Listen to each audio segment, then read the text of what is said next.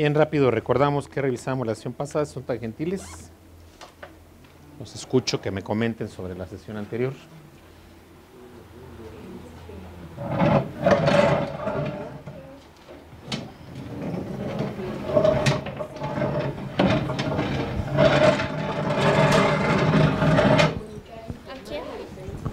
Barbarismos. A ver, allá Liliana o Lucy. ¿Quién?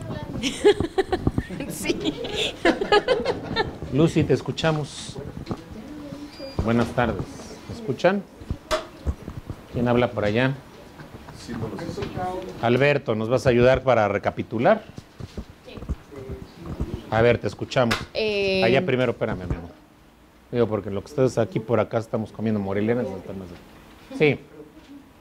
Adelante, adelante. ¿Le podemos subir más?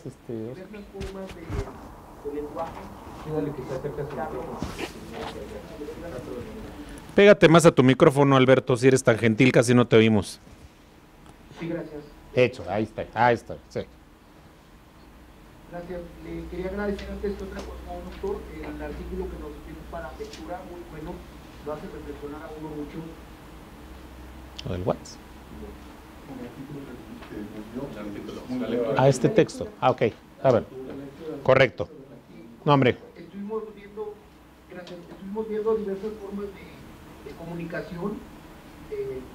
Nos ayudó pues a distinguir algunos como el pronálogo y algunas otras cuestiones que nos permiten una mejor comunicación y que nos imponen mucho para la materia de derecho sobre todo. Muy bien. Gracias. Lucy. Ahora sí. Estuvimos viendo la diferencia entre comunicar e informar, los elementos también de la comunicación, que tiene que haber un emisor, un receptor. Ustedes recuerdan que yo comentaba que la lectura iba a reforzar y profundizar más allá de lo que hemos comentado El lenguaje, elementos del lenguaje.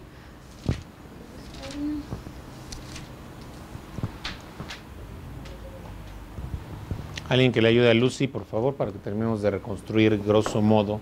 Fíjense cómo dije, grosso modo. Mucha gente utiliza mal la expresión y agrega la palabra a previo y es incorrecto. Lo correcto es decir grosso modo. ¿Qué significa grosso modo?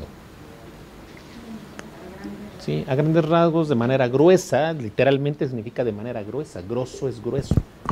Y entonces en forma gruesa, ¿qué significaría? Bueno, sin detalles, a grandes rasgos, ¿no? Muy general, a pinceladas generales. Eri.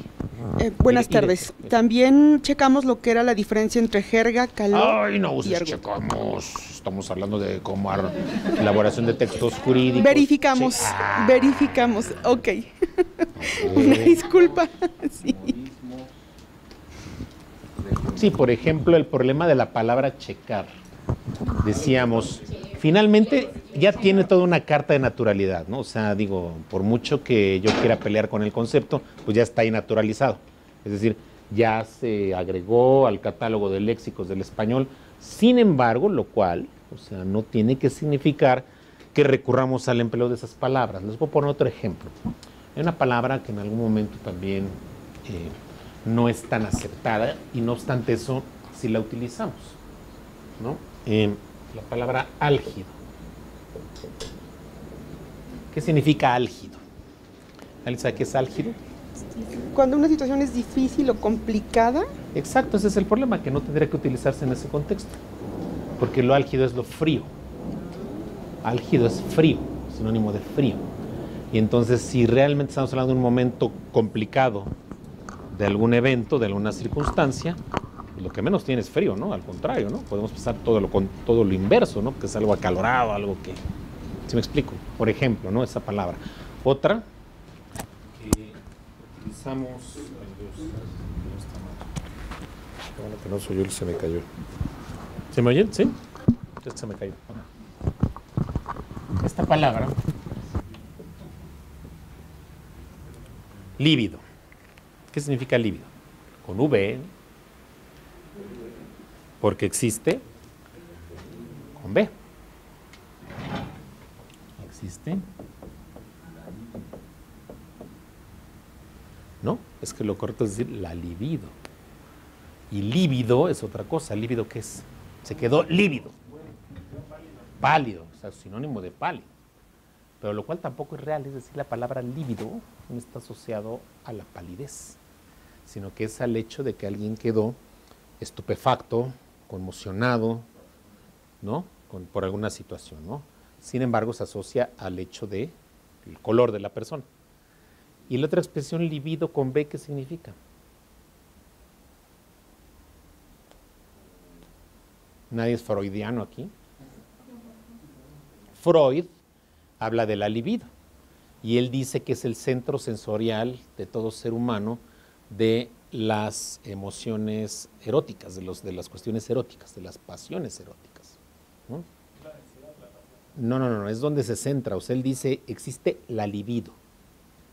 Nunca nos dijo dónde estaba, pero él finalmente señala o afirma que hay algo que se llama libido en el cuerpo humano, que es donde radicarían todas las pasiones eróticas. Cuando dices, esto me está exacerbando la libido, lo que está diciendo es que hay un despertar del deseo del placer, ¿no? Acuérdense cómo Freud es un psicólogo pansexualista, todo gira en torno al sexo. Y él emplea muchos términos que le da un giro muy interesante semánticamente hablando, y entre ellos está el tema de la libido, ¿no? Que sería, insisto, ese centro donde radican estas pasiones eróticas, ¿no? Los placeres eróticos, las pasiones eróticas, ¿sale? Entonces, vean cómo tiene un sentido completamente diferente. Estas dos palabras, curiosamente, a partir de que viene la tilde, ya no serían homófonas, ¿sí? Porque una palabra homófona es aquella que suena igual, pero se escribe diferente. Si yo digo la palabra, creo que habíamos puesto este ejemplo alguna vez, cima y cima, ¿no? ¿Se acuerdan que alguna vez lo pusimos este ejemplo?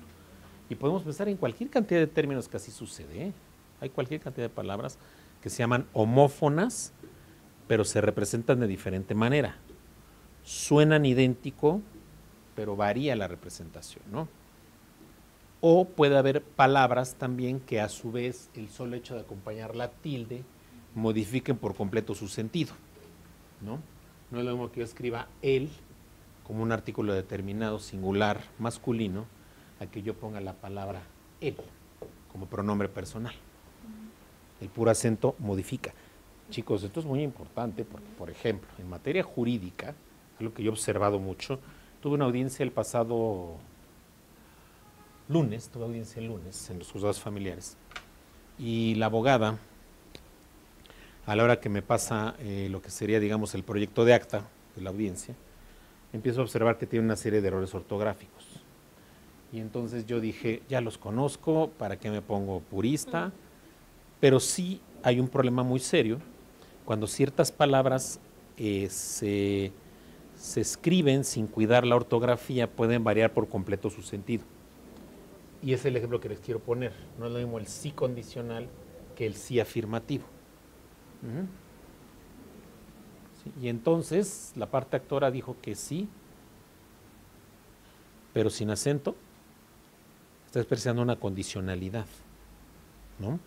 En términos de lógica, por ejemplo, tenemos las inferencias lógicas, y en las inferencias lógicas tenemos unas inferencias que están basadas precisamente en condicionalidades. Si te portas bien, entonces obtendrás un premio. Me porté bien, luego, ¿sí? Obtuve un premio.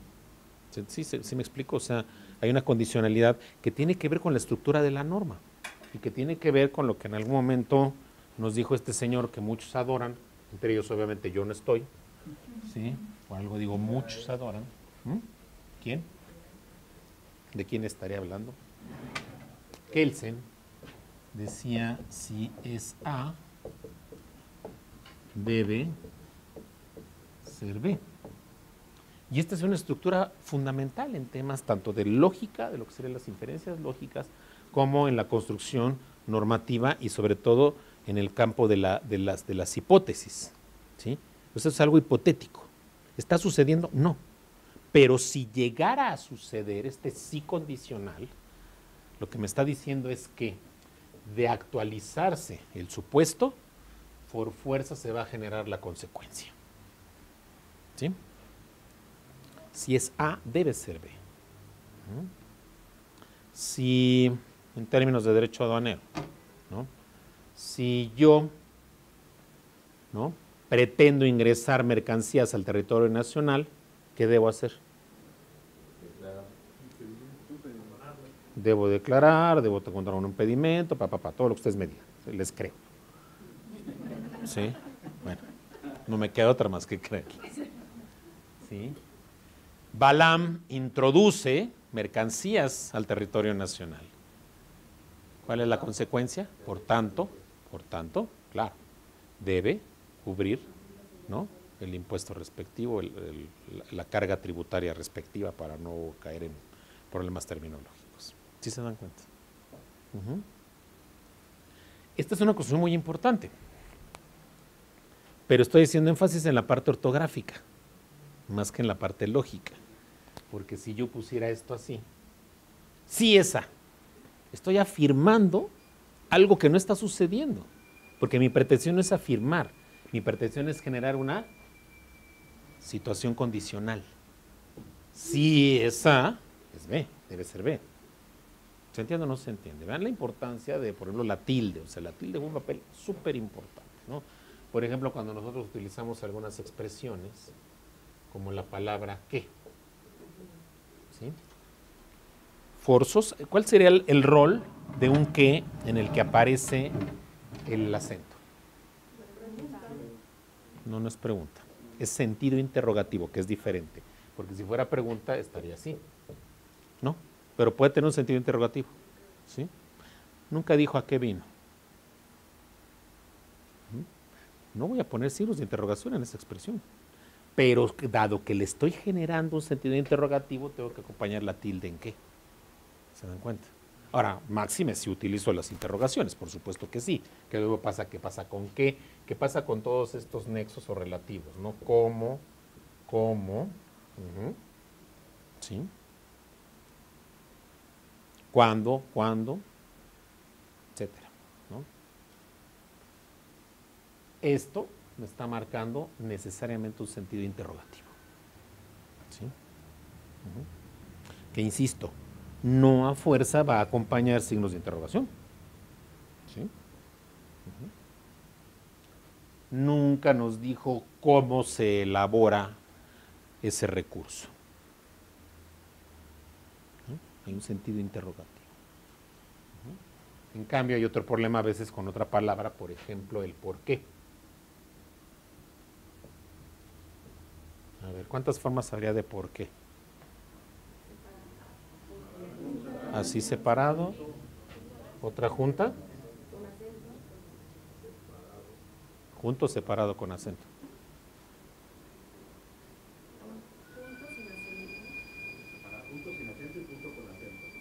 ¿No? Sin acento, junto con acento y sin acento, efectivamente, pero esta debe llevar el acento. Y esta puede llevar, va junta con acento. Son tres posibilidades de por qué. ¿Cuál es la diferencia en cada una? Es decir, cómo funcionan ya a nivel, digamos, de significado, a nivel semántico, cómo funcionaría.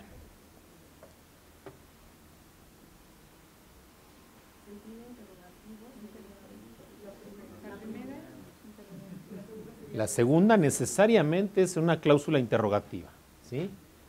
¿Por qué no acudiste, ¿sí?, a tu clase de doctorado?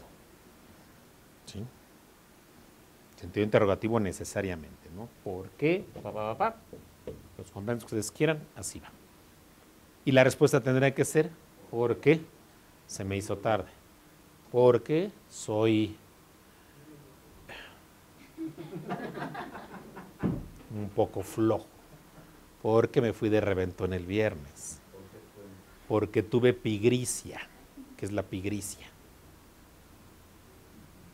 Tuve pigricia. Sí, suena feo y es peor todavía. Lo que ustedes llaman hueva es la forma elegante de decirlo. ¿Mandé? No, pues apréndansela para no, esto, apúrate, no, es que tengo pigricia. Ay. Oye, ¿y eso es contagioso? Te van a decir. Y te vas a decir, no es contagioso, no te preocupes, o bueno, a menos que, en fin, ¿no? ¿Me explico? Puede que sí, va, a veces sí. Bueno, porque tuve trabajo, porque no hubo transporte, porque mi vieja me pegó, etcétera, etcétera, ¿no? Bueno. Y aquí, ¿cómo funcionaría este último por qué?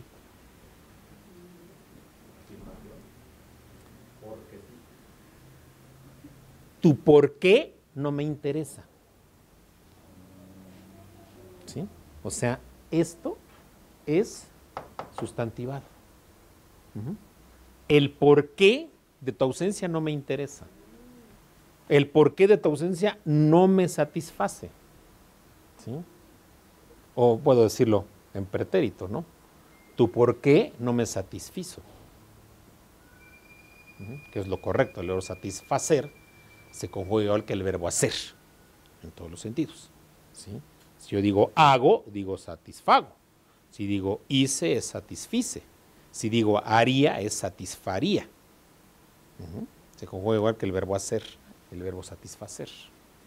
¿No? ¿Se dan cuenta? Digo, la lengua es maravillosa, y también el idioma.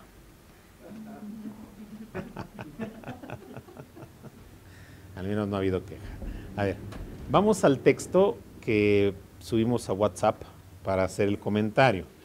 Entiendo que en muchas ocasiones este tipo de cosas pues se prestan a cualquier cantidad de comentarios, de pues lo que habitualmente vemos en las redes, ¿no? Pero mi intención fue una intención, digamos, asociada a la temática de hoy y ya hacer la vinculación a lo que es la lectura, ¿sí? ¿Alguien recuerda el contenido o quieren que la leamos completita para que ilustremos el tema todos? No es tan larga, ¿no? Finalmente, si sacan su WhatsApp. Se refiere, es un texto que se refiere a, bueno, es una anécdota de uno de los más grandes escritores del mundo latino, que es Esopo. Esopo era un fabulista, ¿sí? Ustedes saben que la fábula está basada en cuestiones completamente fantasiosas en las que los animales están humanizados. Se humaniza a los animales, ¿no?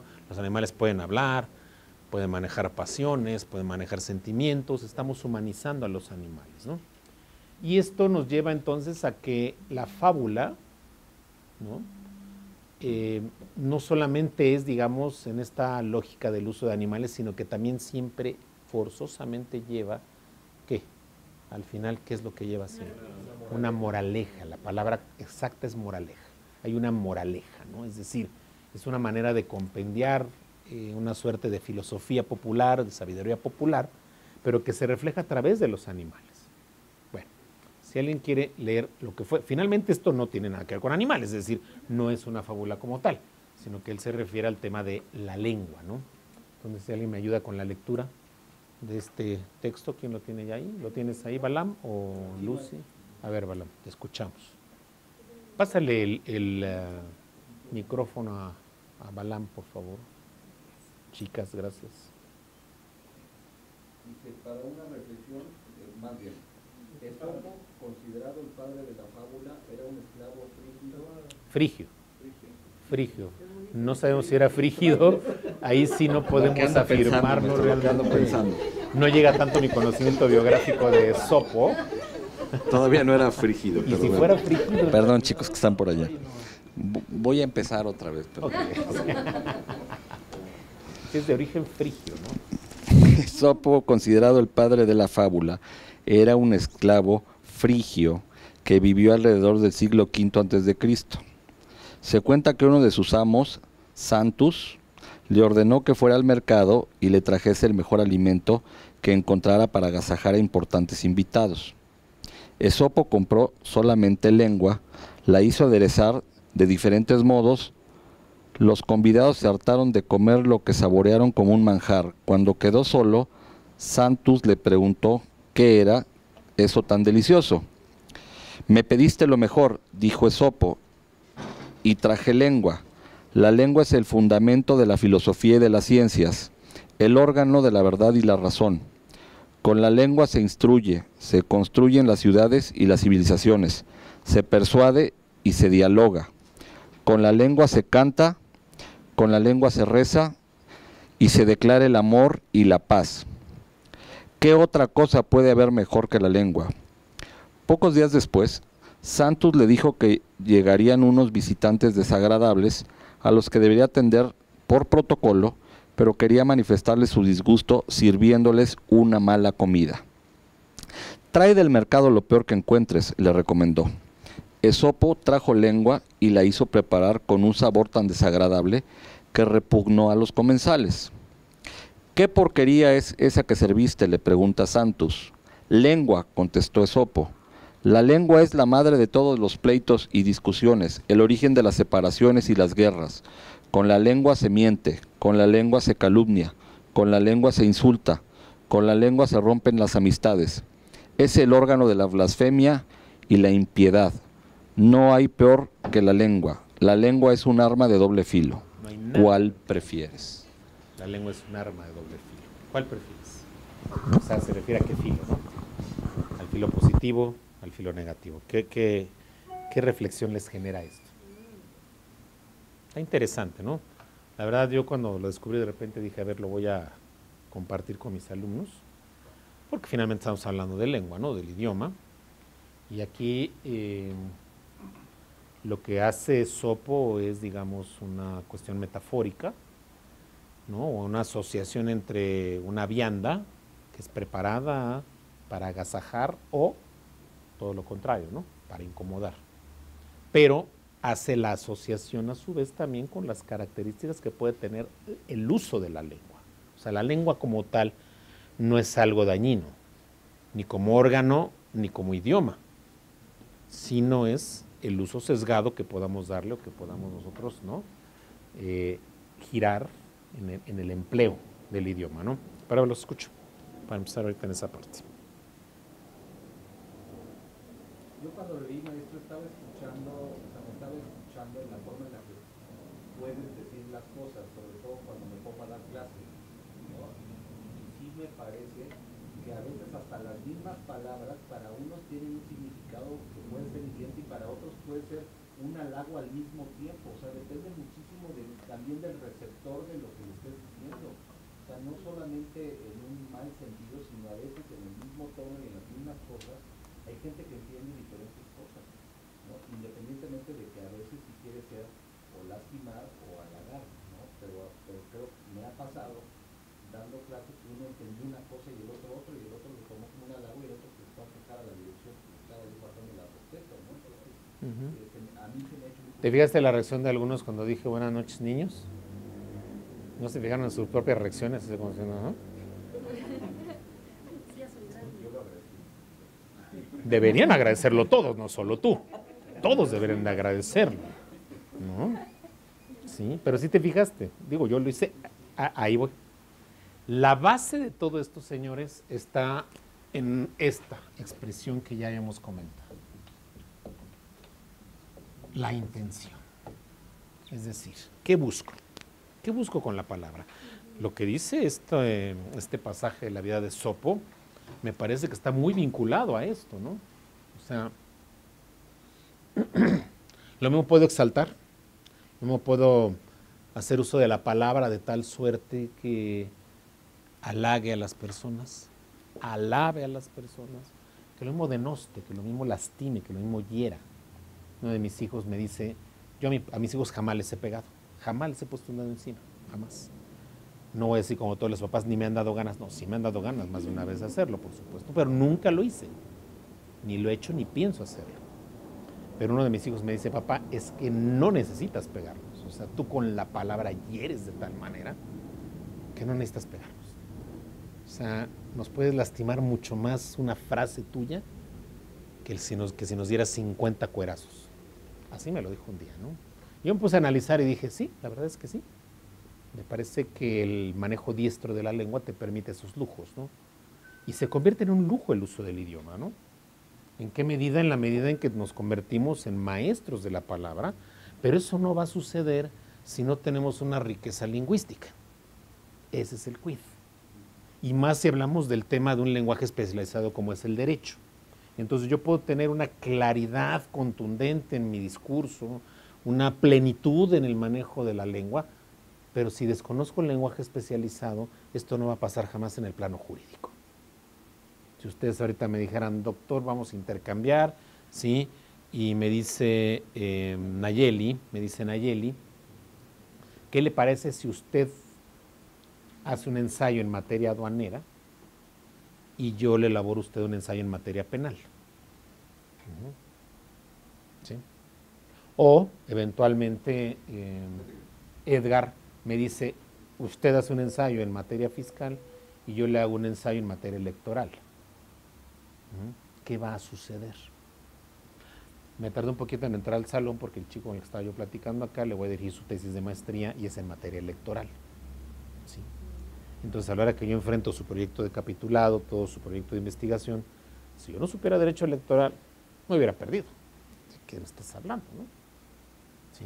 Cuando empieza a hablar del tema de, por ejemplo, cómo para llegar a un juicio como el juicio para la protección de los derechos político-electorales en materia de procesos de selección interna de candidatos, ¿sí?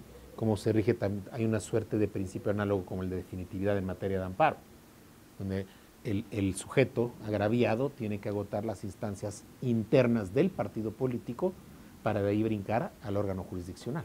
De otra manera no puede acceder porque estaría inobservando un principio que no se señala así de definitividad en la ley electoral, pero tiene este símil, como podría ser en el tema del amparo, ¿no? ¿Se dan cuenta? ¿Cómo puedo entender un discurso de esa naturaleza si desconozco el lenguaje especializado? ¿Sí? Les he platicado mi experiencia cuando me enteré que existían los mapas, ¿no? O los mapas, ¿sí se llaman mapas? Mapitas, el mapa, el mapita y esas cosas que hablan, ¿no? El PAMA, ¿ves? Digo diciéndolo al revés, el PAMA, cuando es el famoso PAMA, cuando me enteré que existía el PAMA, yo dije, ¿y eso qué es? ¿Y eso qué es, no? ¿Por qué? Porque forma parte del argot de aduanero, que para los que somos neófitos en la materia o completamente ajenos a la misma, nos pasa de noche el contenido, ¿no?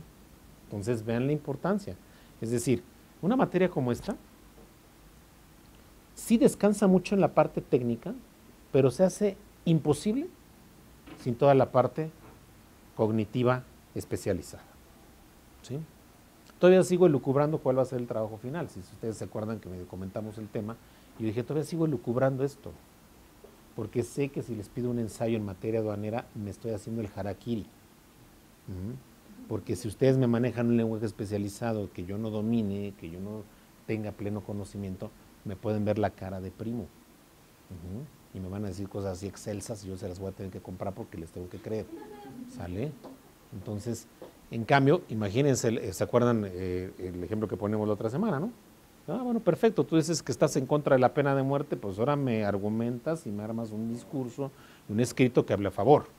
Estás en contra del aborto, pues ahora me hablas a favor del aborto, y así, ¿no? Sucesivamente podemos manejar una serie de posiciones completamente opuestas a lo que es su percepción personal, su ideología, y entonces ahí sí, ¿no?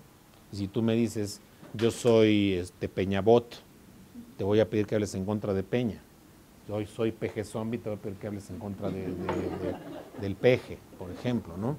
O sea, eso podría ser, ¿por qué? Porque lo que estaríamos haciendo es jugar con la condición ideológica, con un posicionamiento emocional, con un posicionamiento más en el plano de la pasión, del sentimiento, que en el plano racional, ¿no? Pero es un ejercicio muy interesante, porque alguna vez a mí me pasó, ¿no? En alguna ocasión, siendo becario en la UNAM, me tocó precisamente, llevaba yo clases de comunicación, y así fue el ejercicio, ¿no? Pero además no fue a nivel escrito, fue oral. ¿Sí? Te decían, ¿tú estás a favor de esto o en contra? No, pues en contra, perfecto. Perfecto. Ahora van a pasar y van a dar un discurso, ¿sí?, en la posición opuesta a la que ustedes sostienen, ¿no? Y créemela. Ese es el punto, créemela. ¿Sí? Créemela porque soy el primero que tengo que creérmela, ¿no? Si no, yo no puedo transmitir convicción. Si no soy el primero convencido, no puedo transmitir convicción. Entonces les he platicado esta anécdota de Abraham Lincoln. Lincoln era abogado, ¿no? Él fue litigante muchos años, antes de meterse a la grilla, a la política. Bueno, también fue boxeador, ¿no? Pero también se dedicó al ejercicio profesional. Y entonces resulta que un día lleva un asunto, hagan de cuenta, el mismo día tenía audiencia en la mañana y en la tarde, ¿no? En su audiencia matutina, ¿no? Lincoln, asuntos muy semejantes, en la mañana iba por el lado del actor y en el de la tarde por el lado del demandado. En la mañana se para todo el juicio con toda la plena oralidad, empieza a hablar, a argumentar y gana el juicio para el actor, porque va por el actor. Viene la tarde, de igual forma, enfrenta el juicio, su retórica, su argumentación, y gana el juicio, pero ahora va por el demandado. Y entonces lo atrapan saliendo de la corte, le dicen, oiga, don Abraham, ¿qué pasó aquí? ¿Cómo que en la mañana, ¿no? Asuntos semejantes, muy semejantes, usted gana argumentando a favor del actor, y después en la tarde viene usted y gana un asunto semejante en favor del demandado? ¿Qué pasó ahí? Y todo el mundo, pues sí, ¿no? Sorprendidos. Y la respuesta de Lincoln fue una respuesta genial. Le dice, es que en la mañana estaba yo equivocado. En la mañana estaba yo equivocado. Pero ¿saben qué es lo real? Lo cierto es que no era una cuestión de verdad, sino era una cuestión de argumentos, una cuestión del manejo de la lengua que envolviera a ese jurado, que tanto le creyó en la mañana como le creyó en la tarde, con argumentos completamente disímbolos, ¿sí? Antagónicos al 100%. ¿Podría ser también desconocimiento de Puede ser, claro, efectivamente, pero ahí ¿quién es el que lleva la voz cantante? El que conoce, el que sabe, ¿no? Si de repente yo tengo otra vez un cierto dominio de una rama del derecho y vengo y te empiezo a decir y esto y lo otro acá y allá, pues por algo les digo que les creo. Y si yo les digo algo en el electoral, ustedes créanme. O en materia penal, créanme. ¿Por qué? Pues porque son mis áreas de pleno dominio en el ámbito jurídico, ¿no? Sí me explico. O sea, vean la importancia del lenguaje especializado. El lenguaje especializado es sumamente importante. ¿Por qué? Porque primero, es mi punto de partida conceptual, ¿sí? Es mi marco semántico. Acuérdense cuando hablamos de los campos semánticos, de las familias semánticas, que son dos cosas muy diferentes, pero que si yo no domino, ¿no? Todo este marco conceptual, bueno, pues el discurso no me va a ser asequible, no me va a ser entendible, y peor aún todavía, yo no podré construir un discurso. ¿Sabes? Que cuando hablo del discurso, estamos hablando de que puede ser también estas dos vertientes que ya debieron haber leído, cuando hablamos de las formas de comunicación verbales, ¿sí? Que ahí vienen en este texto, porque ese es mi punto de partida para aterrizar a la comunicación verbal escrita y de ahí jalarnos durísimo con esta parte, ¿no? Entonces, esta lectura lo que tiene como función es precisamente ambientarnos desde la comunicación para que lleguemos a las formas verbales, aterricemos a la forma verbal escrita y de ahí el documento que sigue, que lo subiré en el transcurso de la noche, espero que más tardar mañana también, hablar ya concretamente de la comunicación escrita. ¿Estás? Bien. ¿Algo más? ¿Alguna reflexión que les despierte el texto que estábamos teniendo, que manejamos por WhatsApp, para ahorita pasar al texto del proceso de la comunicación? Lucy, ¿tienes cara de que algo quieres comentar? ¿No estoy leyendo bien tu comunicación no verbal?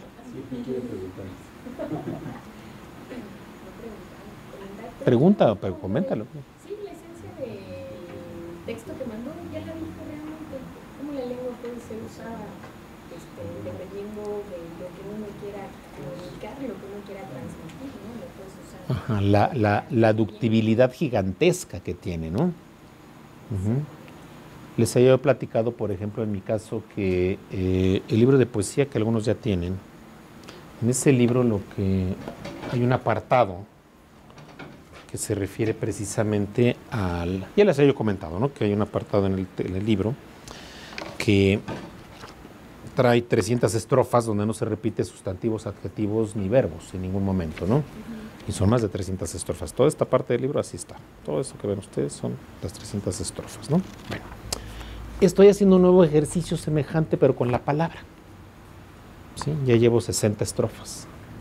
Entonces la intención es llegar más o menos a la cantidad otra vez de las 250 tales estrofas, porque es la única parte que me falta para el libro que sigue. Se llama Recolectar el alma, el que sigue se llama llamar Desenclaustrar el alma. Y tiene como cerca de 40 poemas eróticos, completamente eróticos, que ahí sí voy a tener que venderlo en bolsita cerrada porque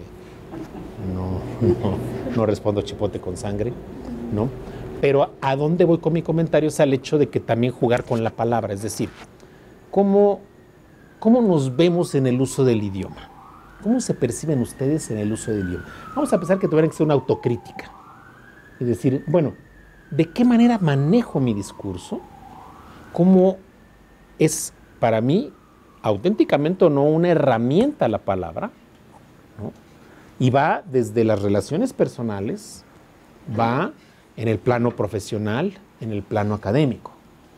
¿Qué tanto tengo esta capacidad de explotar, ¿no?, la palabra, ¿no?, la lengua? ¿Y qué tan diestro me siento en ese manejo? Esa es una reflexión muy interesante que hay que hacer, porque hay gente que de repente te dice, es que hablas muy bonito. ¿Pero qué entiendes por bonito? O sea, ¿cuándo es bonito? Porque digo las palabras así, cachondón, ¿o cómo? ¿No? ¿Sí me explico? O sea, ¿por qué bonito? O sea, ¿cuándo es algo bonito? O puede ser un discurso bello, que es diferente, ¿no? El yogo bonito, ¿no? Puede ser también, ¿no? El domingo pasado le pusimos una arrastrada al CCH Sur ahí el equipo de fútbol, y fue un yogo bonito definitivamente. Pero bueno, el punto es, y la reflexión sería más para consumo personal, no quiero que la planteemos aquí, pero más para un consumo personal, decirse a sí mismos, bueno, ¿qué tanto mi discurso es un discurso que me satisfaga? ¿No? ¿Qué tanto? Voy a ser doctor en Derecho, aduanero además, no cualquier derecho, como algunos humildes doctores como su servidor, que lo somos así en general nada más, no tan especializados.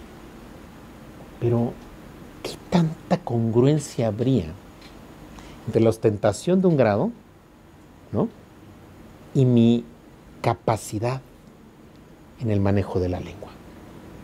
¿No? Porque yo entenderé que un doctor tiene que ir hacia un manejo impecable del idioma, ¿no? Y no solo el idioma, sino también enfocado, insisto, al tema de los lenguajes especializados, que por eso es donde ahí llevan, ¿no?, la de perder, porque como esto está tan especializado, que es el tema aduanero, que cuidado, ser doctor en Derecho Aduanero les implicaría a ustedes prácticamente ser unas completas chuchas cuereras en el manejo del tema, y que nada se les escape, por supuesto, ¿Sí? Entonces, digo, ahí va, ¿no? Va la vez la palabra. Querías, ya no. ¿Alguien más quiere participar? Estamos hablando del lenguaje, mi querido Balam.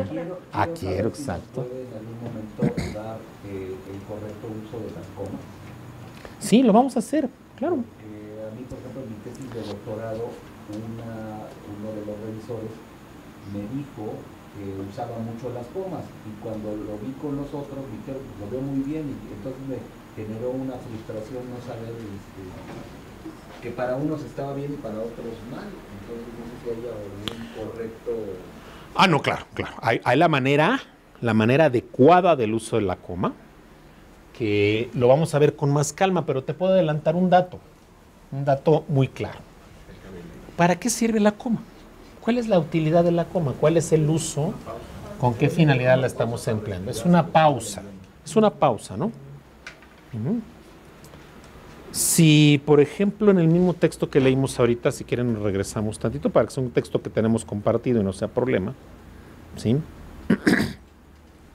¿Qué a ti te pasó? De repente te fuiste de línea en la lectura, te fuiste derechito en la lectura y me parece que sí fuiste omiso en algunas pausas que habrían sido importantes o necesarias, que no pasa nada porque finalmente el texto así es. Pero yo descubro a la hora que leo el texto, ¿mande? Me di cuenta hasta después como que ¿Sí? estaba leyendo muy rápido, que estaba leyendo como para mí. Te fuiste de filo, como dicen vulgarmente. Fíjate, voy a releer el texto. sin la licencia de ustedes y como propuesta personal, no estoy preguntándoles, pero lo vamos a hacer, ¿no? Fíjense, voy a decir la coma cada vez que aparece, ¿sí? Pero si no la digo, es porque en mi opinión tendría que ir una coma, ¿correcto? O sea, voy a mencionar la coma, ¿eh?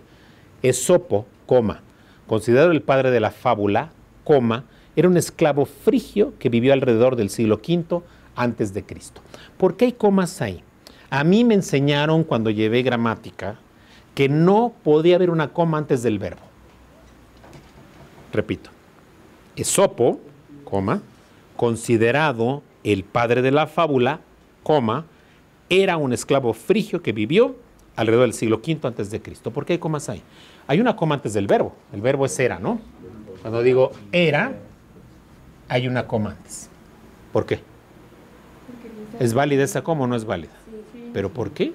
Si a mí me han dicho que no debe haber una coma antes de un verbo, que esa es la regla general. ¿Cuál? ¿Qué está calificando a qué? ¿No? Esopo, coma, considerado el padre. Por eso no me gusta hacer letra minúscula, porque siempre tengo letra de niña, pero bueno. Considerado el padre de la fábula, coma, era... Uno, sí es correcto el uso de estas dos comas. Pero ¿cuál es la razón? La razón es que aquí tenemos intercalada una frase que se llama frase explicativa. Me está explicando algo. Miguel de Cervantes, el famoso manco de Lepanto, ¿sí? Coma, coma. ¿Sí? William Shakespeare, la máxima gloria del teatro isabelino, coma, ¿sabes? Escribió una de las más excelsas tragedias, Hamlet. ¿Me explico? Estamos hablando de una frase explicativa que se está intercalando en la frase principal. Que si yo quito esto, no pierde nada. Esopo era un esclavo frigio, no frígido. Bueno, no lo sabemos honestamente. Yo supuse que tú sabías algo que los demás ignorábamos, pero bueno, hay cosas que más vale creerlas que averiguarlas, ¿no? Sobre todo en ese tema, definitivamente. Yo iba a decir, bueno, pues se trata de quitárselos, pero no, pero era varón, dije, no le entro. Era un esclavo frigio que vivió alrededor del siglo V antes de Cristo. ¿Sale? ¿Se entendió por qué? Entonces, ¿en qué caso sí se puede acompañar una coma antes del verbo? Solo se intercala una frase explicativa. Si lo que hiciéramos fuera eliminar la frase, estas comas no tendrían nada que hacer. ¿Sabes? ¿Se entendió? Y entonces esto queda fuera por completo y digo, Esopo era. Sujeto, verbo. Never in this life. Y en las demás podemos hacer esto de separar el sujeto del verbo con una coma. Y yo sé que sí lo hacen. Es segurísimo, claro, estoy segurísimo, porque mi experiencia en el tema me ha llevado a pensar que a todos les sucede. Este chico que ahorita vino, en su pura parte introductoria de la introducción, le encontré 2 casos así. Pero el chiste es aprenderle, vaya, ¿no? Y depurar, ¿me explicó? Entonces, porque además, contrario a lo que ustedes piensen, ahorita lo que estaba ahí parado, leí 15 páginas, 15 cuartillas, ¿no? Lo que estaba yo ahí parado. Entonces, ese es un avance, vamos a decirlo así. El documento que sigue se llama comunicación escrita. No vamos a ver comunicación oral porque no es tema de este módulo. Si eventualmente por ahí hubiera esta oportunidad, pues sería en el tema de retórica y oratoria o de otro módulo que sí imparto en doctorado, que no, soy honesto, ahorita no tengo tan claro si forma parte de la currícula del doctorado de aduanero, que debe ser, pero ese se ve aparte. Comunicación oral se ve en ese esquema. Lo que nosotros vamos a revisar es comunicación escrita y va a tener que ver con refrescar una serie de reglas ortográficas que son muy importantes. ¿Por qué? Porque miren, a veces nos pasa que todos hemos estudiado gramática, todos la hemos estudiado, pero no necesariamente la hemos aprendido, ¿no? Y ahí le rompemos el corazón al profe Pepe y a la Miss Nati, que desde primero y segundo de primaria estuvieron ahí encima de nosotros con temas gramaticales. Y nosotros le dijimos ALB. ¿Sí? O sea, el contenido que quieran darle. ¿Sabes? Eso es lo que pasó realmente. Entonces, para mí, quiero decirles que muchas de estas cosas yo las entendería como refrescar, ¿no? Retomarlas. Y si no es así, pues entonces enfrentar el aprendizaje, no pasa nada, ¿no? Al contrario, creo que me parece que es algo extremadamente retributivo a estas alturas del partido, en donde a lo mejor podemos descubrir por qué nos fallan ciertas cosas, por qué otras más funcionan, ¿no? Porque muchas veces en materia de gramática y de lingüística en general, pues hay cosas que no sabemos ni cómo se llaman, pero las usamos, ¿no? Cuando alguno de ustedes dice de repente, ¿hiciste la tarea? Ay, todo el mundo sabe que el doctor no dejó clase. Perdón, tarea. Que no dejó tarea o que no dejó trabajos, etcétera, ¿no? Cuando dices todo el mundo sabe, ¿realmente todo el mundo sabe? ¿No? Y eso se llama hipérbole. Es una figura retórica que se llama hipérbole.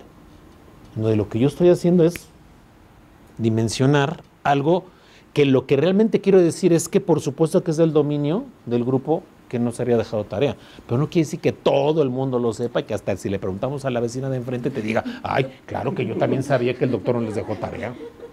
¿Sí me explico?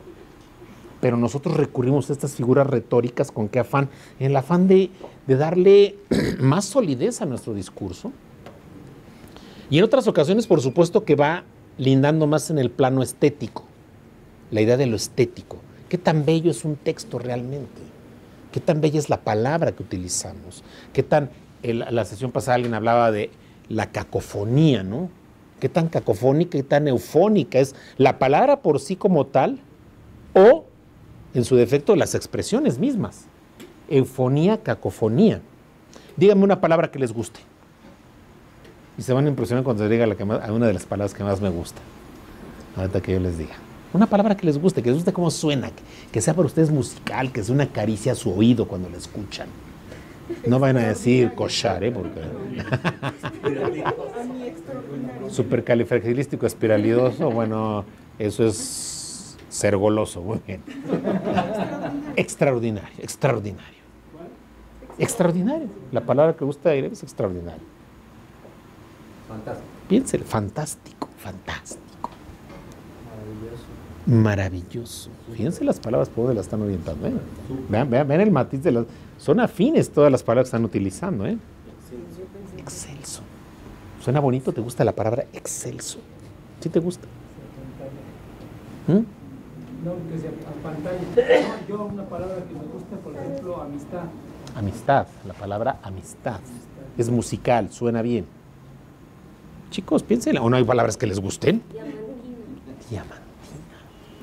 Diamantina, me suena como diamante. Pero de amante. Un amigo mío decía, amante viene de amantener, ¿no? Y lo cierto es que no, amante es el que ama, ¿no? Todas estas relaciones así, amante, el que ama, ¿no? Estudiante, el que estudia. Por eso no tienen género. Y por eso es una estupidez cuando juegan con este lenguaje y que se ponen con el rollo del lenguaje de género y esas estupideces, que uno dice, a ver, ¿por qué son tan necios con el tema? ¿Sí? ¿Se dice presidente o presidenta? Presidente. Es presidente. Porque es el que preside, la que preside. No tiene género la palabra presidente. No es con género la palabra. Y a fuerza le dan género. Y entonces digamos estudianta. Y entonces en lugar de decir idiota, digamos idioto. Ay, qué idioto. Vaya que de un aire, ¿eh? Cantante, la cantanta, el cantanto, ¿no? O sea, digo, ¿me explico? Y cantante es el que canta, la que canta. Dense cuenta de esto, digo. Y son problemas lingüísticos. El cantante, la cantante. El que canta, la que canta es cantante. ¿Sí? Porque no tiene género la palabra. ¿Se dan cuenta? Y entonces cuando queremos darle a fuerza género, cometemos esas estupideces como decir presidenta. ¿Estás? Ahora, yo sé que lo lamentable es que aunque nosotros tengamos esa claridad lingüística, pues los usos nos rebasan. Y entonces si tú llegas a algún lugar y dices presidente, te van a corregir presidenta, pensando en que tienen, claro, es la presidente, el presidente, porque es la que preside, el que preside. Exacto, otra vez, la gerente, el gerente. En cambio, no, yo he oído expresiones incluso que mujeres que dicen, buenos días, soy el abogado. A ver. Ahí sí, cuidado, ahí sí puede haber género. O el juez, la jueza. O sea, sí hay palabras que admiten el género, pero otras no. Estas que estoy hablando, no, definitivamente no. Precisamente por su origen, o sea, son palabras que vienen que llevan implícita la acción, hay una acción. Presidente, el que preside, la que preside, esa es la acción de presidir, ¿sí? Te hace presidente. La acción de estudiar te hace estudiante. La acción de amar te hace divorciarte. O sea, porque tienes amante.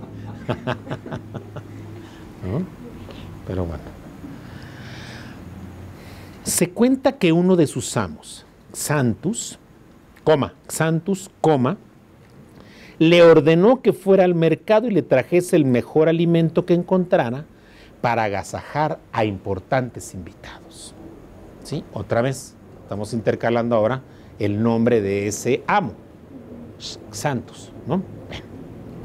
Esopo compró solamente lengua y le hizo aderezar de diferentes modos. Punto. Los convidados se hartaron de comer lo que saborearon como un manjar. Punto.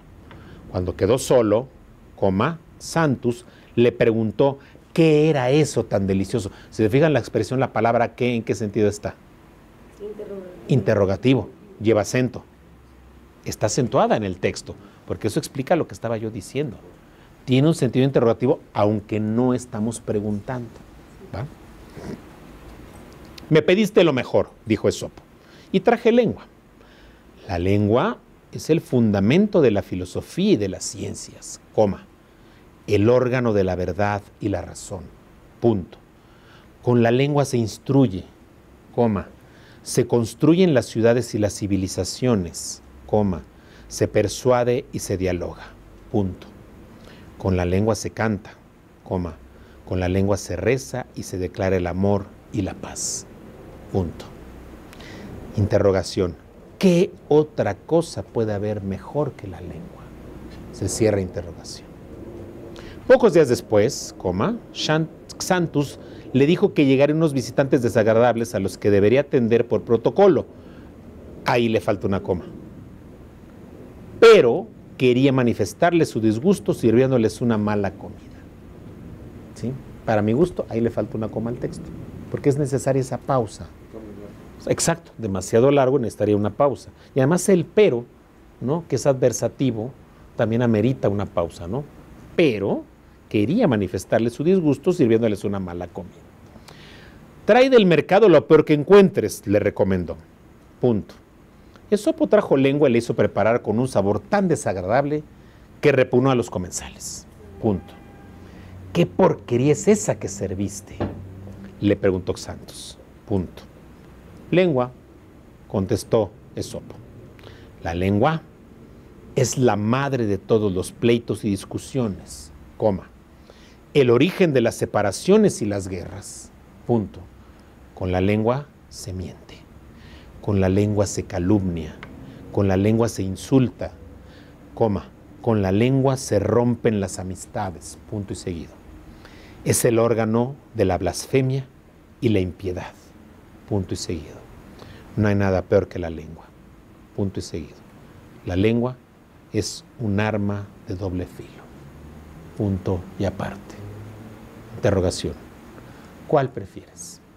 Cerramos interrogación, cerramos comillas. ¿Sabes? Me parece un texto limpio, me parece un texto bien elaborado, salvo ese detalle de la coma, que sí le habría yo agregado esa coma antes del pero para una pausa. Pero qué bueno que con todo eso que te le hubiera dicho, porque usted me dijo y con todo le expliqué, ¿no? Sí, claro, sí, entiendo. Sí, lo empina, ¿no?, con sus comensales, ¿no? Claro. ¿Las comillas qué función tienen? Porque es literal el texto. El texto empieza desde, si tú te fijas, las comillas fueron desde el inicio. Mi texto exclusivamente fue, buenos días, doctorandos. para una reflexión el próximo viernes. Hasta ahí, 2 puntos. Y entonces, yo, ¿por qué pongo las comillas? Para que no me digan que me faltó alguna coma. ¿Por qué? Porque las comillas lo que están haciendo es que estoy transcribiendo un texto que es literal el texto, que yo no soy autor del texto, pero que lo estoy recuperando, ¿sí? Y entonces por eso pongo las comillas en los 2 lados, y con eso de lo que me hago responsable es de haber transcrito el texto, pero no de errores como el que pudiera haberse localizado ahorita que hacíamos la lectura con las pausas, de que en mi opinión sí debería tener una coma allí incluida antes del pero. ¿No? Del pero adversativo, ¿no? Pero. De las tesis, cuando se citan en los temas. Exacto, exacto. ¿Cuántas veces nos pasa así? De repente hay algún problema de redacción, que recuerden ustedes que esto va también para lo que estamos trabajando, que cuando nosotros encontremos que hay un error, hay que poner esta expresión. ¿Qué significa sic? Así, así o tal cual, en latín, ¿no? Esto es latín, y el sic, lo que me está diciendo, lo que estoy diciendo al que me lee, es que yo no fue el que la defecó. Bueno, no la regué, sino que ¿quién lo hizo? El autor original, quien lo escribió originalmente, ¿sí? Entonces por eso pongo sic, significa así, ¿eh? Yo estoy respetando el texto original, ¿sale? Y por eso es importante también este uso, ¿no? Del sic. Bueno, perverso, ¿qué más? Dime. No, va junto al texto, justo inmediatamente después del error. Inmediatamente después del error tienes que poner el sic. Inmediatamente después del error. Vamos a pensar que es un texto en el que de repente el autor original pone así. Es una falta de ortografía. Pero yo tengo obligación de respetarlo dado que estoy transcribiendo literalmente. Entonces, si lo pone así, yo pongo sic. Me acuerdo ahorita, por ejemplo, de un poema fabuloso que se llama Los motivos del lobo, ¿no? ¿Sí lo ubican, Los motivos del lobo? Es una maravilla de texto. Y hay una parte donde dice, amé defender y amé alimentar, ¿sí? Pero no es del verbo amar, porque si lo pego mucho suena a amar, sino que dice así, amé defender,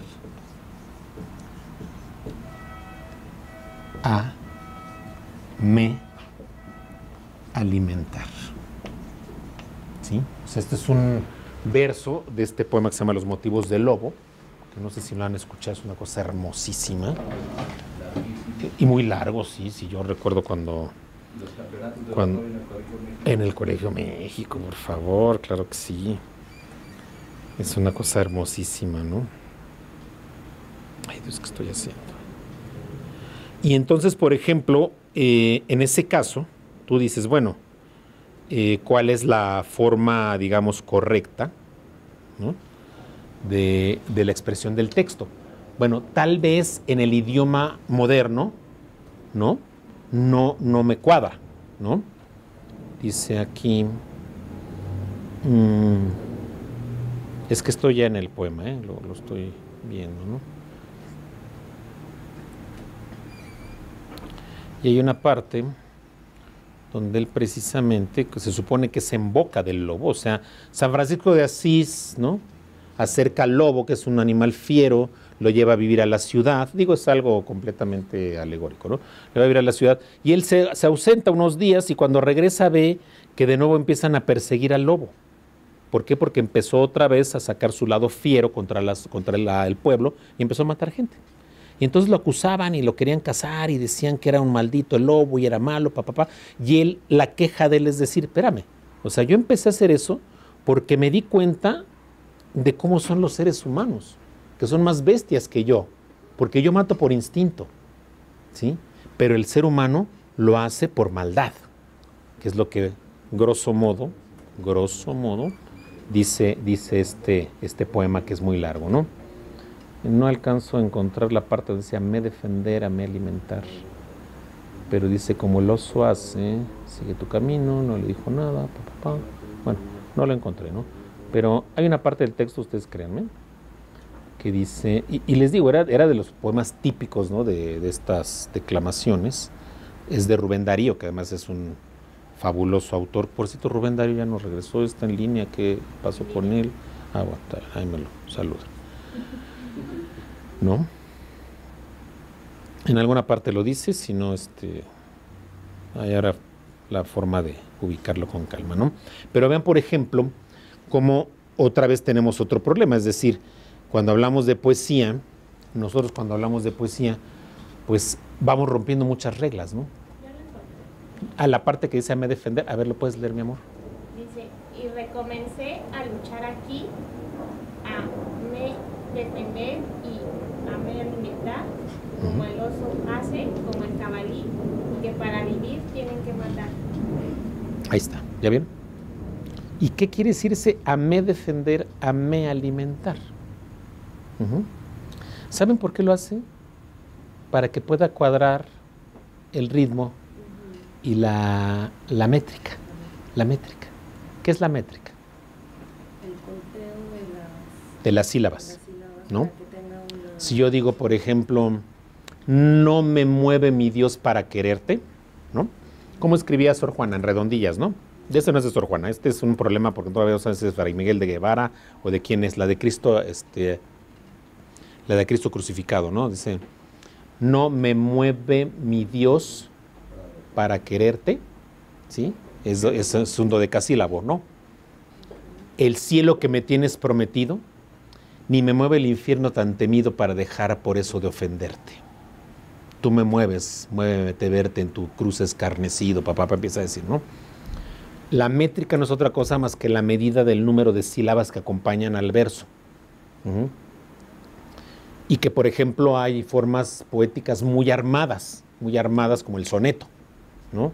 Que el soneto es 4-3-4-3, ¿no? Que tiene 4-3-4-3 y regularmente son en decasílabos, o sea, 11 sílabas. Y hay la figura de la sinalefa. ¿Qué es la sinalefa? ¿No habían escuchado esta palabra? No me mueve mi Dios para quererte, el cielo que me tienes prometido, ni me mueve el infierno tan temido para dejar por eso de ofenderte. En este caso, por ejemplo, no se ve en corto una sinalefa, porque la sinalefa es cuando se fusionan las sílabas para formar una sola de dos palabras distintas, pero que termina una en vocal y la otra inicia en vocal, ¿sí? Si yo pego las palabras, ¿no? Por ejemplo, si digo, el cielo oscuro, ¿no? Puedo generar una sinalefa y las sumo las dos, la última sílaba de cielo y la primera de oscuro, ¿no? ¿Sí? Y la sinalefa reduce el número de sílabas. Y entonces, en lugar de realmente contar palabra por palabra sus sílabas, cuando se fusionan en las vocales, ¿no? Se hace una sola. ¿Sí se entiende o no se entiende? Y esto se llama métrica, o sea, en el poema tú mides la métrica, el número de sílabas que cada uno tiene. Y eso hace que cuadren, ¿no? Que cuadre el texto. Entonces, de repente parece que estuviera muy larga una frase, un verso, pero lo real es que sí empata con el número de sílabas que buscas agregarle, valiéndote del recurso de la sinalefa, ¿no? Que la sinalefa puede ser muy larga. Ahí debe de ser la misma... La misma letra no, pueden ser vocales distintas, pero mientras sean vocales que se puedan fusionar, ¿no? Es un poquito como cuando, por ejemplo, hablamos de los diptongos, ¿no? También, nada más que estos son de palabras diferentes, ¿no? Cómo se fusionan, ¿no? Cuando dividimos en sílabas también, ¿cuántas veces respetamos el diptongo? ¿No? Es la misma historia, nada más que es de una palabra a otra. Incluso hasta puede haber un H intermedia, ¿no? En la palabra, ¿sí? Huele el tiempo, yo puedo decir, huele el tiempo. No es huele el tiempo, es huele el tiempo. Huele el tiempo, o sea, serían tiempo, serían 4 sílabas. Y si las separo cada una, huele el tiempo, serían 5. ¿Sí se entiende o no se entiende? A ver, lo voy a poner gráfico porque pusieron cara de what. Si yo pongo, digo, se me ocurrió ahorita de repente, ¿no? Digo, huele el tiempo. ¿Sí? Si yo digo lisa y llanamente en sílabas, tendré que decir yo, huele el tiempo. 1, 2, 3, 4, 5. Pero la sinalefa se indicaría que esta la puedo fusionar en una sola sílaba. Huelel. ¿Sí? Esa es una sinalefa, ¿no? Y esa es la hora que cuento las sílabas, entonces, que cuento, en realidad no cuento, originalmente habían sido 5, ¿no? Pero en este esquema sería 1, 2, 3, 4, ¿no? ¿Sabes? Bueno, ¿algo más con esta parte? Vamos al texto rapidísimo entonces, porque a mí no me dejan hablar de poesía porque no me sigo y no me paran, ¿eh? Entonces, de comas hablemos. Todo empezó por la culpa de las comas, claro. Es que estaba viendo el poema, es que es un poema bellísimo este, pero bueno, está bien. A ver, chicos, vamos al texto, rapidísimo, porque tenemos que cerrarlo hoy a fuerza. Comunicación escrita, perdón, la comunicación. ¿Qué es la comunicación? ¿Qué es comunicar? ¿Cómo podemos hablar nosotros de un proceso de comunicación? Con base en su lectura, platíquenme. ¿A qué se refiere la primera parte del texto? ¿No? ¿Qué trata de ilustrarnos? ¿De qué manera nos está, ¿no?, dando algunos elementos para entender esto que llamamos el proceso de la comunicación?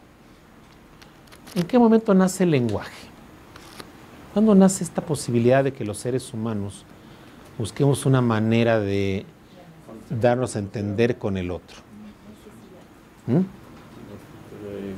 Están en sociedad cuando se... En la vida social. Entonces el lenguaje es pertinente en un contexto social, si estamos de acuerdo. ¿Para qué quiero representaciones si no lo hago en un contexto social, correcto?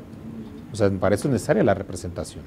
Pero ¿para qué representaciones? Es decir, ¿cómo le puedo al otro transmitir un pensamiento? ¿Cómo puede llegar al otro un pensamiento?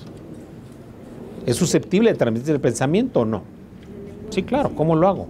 A través del lenguaje. Ahora, cuidado, porque hay autores que dicen que no se puede pensar sin lenguaje. ¿Sí? Y yo diría, no, sí se puede pensar. Lo que no se puede es expresar el lenguaje, el pensamiento sin lenguaje.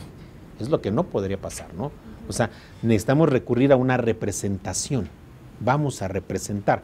Pero ¿cómo representamos? Pues es que va a depender, efectivamente. Si lo que yo quiero es es decir, valerme de instrumentos para representar, en donde yo no tenga que estar manejando la palabra hablada, sino una palabra escrita, pues entonces tengo que recurrir a representaciones gráficas, ¿no? Como ven ustedes en el pizarrón. Hay una serie de representaciones gráficas que todas las entendemos porque estamos compartiendo el mismo código lingüístico, ¿sí? Cuando digo código lingüístico me refiero tanto a la manera de representar como al significado, ¿no?, que representan las palabras. ¿Sí se dan cuenta? Hay que ver una película, sí, ya se las he recomendado en alguna ocasión, Stanley Kubrick, ¿no? Odisea del Espacio, 2001. Hay que ver esa película, el principio, los primeros 15 minutos, 20 minutos. Tal vez no toda, está un poco densa, digo, Stanley Kubrick es denso en general, pero ver esa primera parte, porque ahí es donde él deja entrever cómo surge esta idea del lenguaje, ¿sí? Deja entrever cómo surge esta idea del lenguaje, o sea, esos primeros hombres que fueron acuñando una manera de expresar sus pensamientos, ¿no? ¿Cómo lo expresabas al otro? ¿Sí? Hay autores, y por ahí en el texto viene el tema, por ejemplo, de lo que es la comunicación fuera de lo que es el caso de los seres humanos, que hay quienes creen que existe la comunicación animal. Yo siempre he dicho, no creo en la comunicación animal, creo en formas de representación, pero que no son tan sofisticadas como todo un proceso de comunicar, ¿sí? Por ejemplo, la abeja cuando viaja y de repente ubica algunos puntos de concentración de polen, ¿no? Viaja, se entera, regresa a la colmena y empieza a hacer todo un baile en el que inmediatamente todas las demás abejas traducen, ¿no?, lo que les está representando, que es el hecho de darle las coordenadas de ubicación de donde hay polen. Y entonces las abejas se lanzan, ya van derechito a donde les indicó esa abeja, precisamente a generar todo ese proceso, ¿no?, de asimilación del polen, ¿no? Y bueno, para todo lo que ya sabemos que es el proceso de creación de miel y así, ¿no? ¿Y eso no sería comunicación? Exacto, ese es el problema. A ver, porque nosotros nos preguntaríamos, decir, bueno, de alguna manera me estás transmitiendo una condición, ¿no? Pero ¿qué tanto realmente la abeja es una idea la que está representando? ¿Una idea como tal? Un mensaje. Cuando... No, pero más bien es un instinto. Exacto, es un problema de instintos. Yo hablaría del instinto, ¿no? Que finalmente el ser humano también tiene instinto, pero hay muy una gran diferencia entre la mera condición instintiva plenamente, en la que la abeja realmente sabe lo que está haciendo. Es una pregunta, o sea, ¿por qué? Porque su capacidad también cognitiva y su capacidad neurológica nos lleva a pensar en una imposibilidad de que sepa lo que está haciendo. Pero sí sería una forma de comunicación, de acuerdo al texto. Sí, yo sé que el texto maneja esa parte, ¿eh? Sí. Entonces, hay emisor, hay mensaje y hay receptor. Entonces, pero eso es informar. Si lo limitamos a eso es informar. Y entonces le informo a la colmena que puedo ir, y entonces sí puede haber una capacidad informativa por parte de las especies animales, o realmente comunican. Sería muy soberbio decir que porque tienen una capacidad distinta en su cerebro, muy inferior a la nuestra es correcta y la de ellos no. No, pero yo no calificaría de correcto o incorrecto, yo siempre diría de aptitudes. Yo hablaría de aptitudes. Pero son aptitudes distintas, ¿no? Y no quiere decir Sí, pero la pregunta es, en tu opinión, ¿estaríamos al mismo nivel? No, son cosas distintas, pero Exacto, sí, son sí diferentes, comunican. son diferentes. Pero el problema de comunicar es algo más complejo, es decir, ¿cuál es la respuesta finalmente? Porque en un proceso de comunicación hay una condición biunívoca, o sea, el emisor tiene un receptor, ese receptor se convierte en emisor, que a su vez el emisor original se convierte en receptor, para que haya un proceso completo, ¿sí? Y eso no sucede, porque si me van a decir, bueno, es que la abeja cuando hace toda su baile, toda su danza, la respuesta es, vamos allá al polen, donde está ese centro de polen, híjole, bueno, pues entonces parecería que en todo momento estamos generando respuestas a cualquier cosa, ¿no? ¿Sí? Y además todos los animales. Entonces, pongo el ejemplo de la abeja porque me parece que es un ejemplo que sí nos podría llevar a esta posibilidad, ¿no? Pensar, decir, bueno, ¿qué tan sofisticada puede ser esta capacidad de un animal tan pequeñito, de un insecto finalmente, pero que sí llegue a un punto en el que pueda generar representaciones? Porque eso está haciendo, al momento que baila está generando una representación. Pero ¿hasta dónde le podemos llamar en sentido estricto comunicar? Que esa sería la pregunta. ¿Hasta dónde puede ser eso algo llamado comunicar? O si entonces le estamos dando a lo mejor un sentido extensivo a la expresión, ¿no? Que sería en tanto genero ideas, ¿no? Comunico. Pero vuelvo al punto. ¿Qué tanto la propia abeja está consciente de esa condición? Que esa es la gran diferencia con el ser humano. O sea, nuestro grado de conciencia. Yo ahorita cuando estoy hablando y lo que estoy diciendo, lo hago con plena conciencia. ¿Sí? Y puede haber reacciones, no, bueno, sí, súbale hay lugares, pues bueno, pues sí, ¿no? O sea, no creo que haya mucha conciencia de por medio del juego, ¿no? Pero, por ejemplo, si yo, a ver, les voy a poner un ejemplo. ¿Por qué a veces de repente vamos a pensar, no, ubiquémonos en el campo, ¿no? En el campo, ¿no? En algún prado, en alguna, pues algún espacio de vegetación, ¿no? Y de repente sientes la necesidad de rascarte una pierna o un brazo. ¿Por qué es la reacción? ¿Por qué lo hacemos? ¿Cuál sería la reacción? Ubica en el contexto donde estamos, ¿eh? Una alergia puede ser, correcto, a las plantas.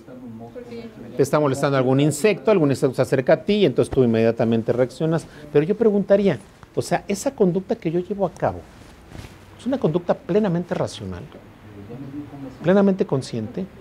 No, claro que no. Es una cuestión instintiva, exacto, ¿no? Entonces, el propio ser humano también en muchas ocasiones hay conductas completamente instintivas que incluso ni siquiera pasan por el tamiz de la racionalidad de todo nuestro esquema neurológico, sino que el cerebro inmediatamente vienen las respuestas, ¿no? Bueno, la pregunta sería, ¿al insecto le alcanza como para realmente generar un proceso tan sofisticado como el que nosotros podemos hacer, como ahorita sería el hecho de construir todo un idioma, por ejemplo? La capacidad de generar instrumentos de comunicación, ¿sí? Que van más allá de un mero idioma, como símbolos, signos, otra clase de representaciones. Por eso yo digo que es un instinto, porque siempre hacen lo mismo a determinado mensaje y nosotros no, o sea, creamos cosas nuevas todo el tiempo. Y las abejas hacen lo mismo siempre, en todas las generaciones. Que es rutinario. Hay una cuestión rutinaria. pero hay una cuestión rutinaria que podría estar plenamente asociada a una cuestión a una condición plenamente instintiva. ¿Estaríamos pensándolo así, como una cuestión instintiva? Balam, tienes ¿tú qué dices? Curioso, pues les puse ahora en el chat lo de la comunicación entre las hormigas, porque en alguna clase que tomé justo estaban diciendo cómo se hace esta comunicación. Pero yo tengo una cuestión muy curiosa. En mi casa le pongo la comida a mis perros y junto tengo un lote baldío ahorita, y entonces se me llena de hormigas y pues las mato y les echo cloro y todo lo que sea, y vuelven a llegar al mismo lugar. Entonces, cuando dice eso, es que yo no sé si sea instintivo o el tema de comunicación que tienen, pero es que llegan exactamente al mismo lugar y no son las mismas, porque a las mismas ya las maté, ¿no? Y vuelven a llegar a otro. O no creo que vivan tanto tiempo. Digo, como que pásenle, aquí está la comida de perros, ¿no? De arriba de 40 horas, no sé cuántos beben, ¿no? Es que es increíble, ¿no? Son las mismas, ya las dejó pisadas ahí. Ay, mira, ahí siguen. Es que es increíble, Oye, ¿por qué maestro? no intentas barrer? Porque a lo mejor nada más están aplastadas y pegadas. Pero ya saben dónde está la comida de los perros, es increíble. Sí, sí. No, exacto, pero hay algo que las atrae. El punto es que ahí tienes tú que revisar qué las atrae. Que se llamen como se llamen y sean la camada que sean, finalmente otra vez están movidas por un instinto. Hay un instinto que las mueve, ¿no? O sea, ¿no será que van y le platican a las que están ahí? Volvemos a lo mismo, es que sí hay. Pero puede ser que desconocemos el olor. Exacto. Es que en buena medida también tenemos ese problema. ¿Qué tanto hemos avanzado en el análisis de estas conductas animales como para nosotros poder afirmar categóricamente que sí les da como para generar ciertas representaciones? O sea, mira lo que voy a decir, o sea, yo niego rotundamente, voy a aclarar, digo, para definir mi posición, yo niego rotundamente la existencia de la comunicación animal, la niego rotundamente. O sea, la niego rotundamente en el sentido que entendemos la comunicación humana, ¿sí? O sea, no podemos llamarle lo mismo a dos cosas diferentes, eso es a lo que voy. Entonces, hablar de comunicación para mí está implícita la idea de lo humano. ¿Cómo se llama el texto? Proceso de la comunicación. En ningún lado ponemos humano. ¿Por qué no lo pongo? ¿Por qué no aparece la palabra humano? Porque se infiere que toda comunicación es de carácter humano, ¿sabes?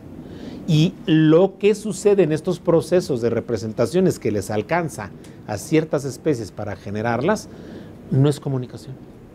O al menos no con el mismo patrón que nosotros le llamamos comunicación a lo que hacemos los seres humanos, ¿sabes? Porque la divide que el hombre es consciente y racional. Exacto, esa es la base, claro. Porque entonces, sí, es que a ver. El perrito sí sabe cuando llegas y algo hizo mal y entonces se va y se regresa y ¿no? Pero sí sabe, o sea, ¿tú te puedes atrever a decir realmente que sabe? Es decir, entonces tiene una capacidad ética para distinguir entre lo bueno y lo malo. Porque lo bueno y lo malo está en el plano de lo ético, ¿o no es así? Es pregunta, ¿eh? Pero es lo que se llama el condicionamiento operante. Acuérdense que están Pavlov y Skinner, que hablan del behaviorismo o conductismo, en el que el animal reacciona de una forma, pero es completamente instintiva a partir de una experiencia. Y se le puede programar, entre comillas, al animal para que actúe de cierta manera.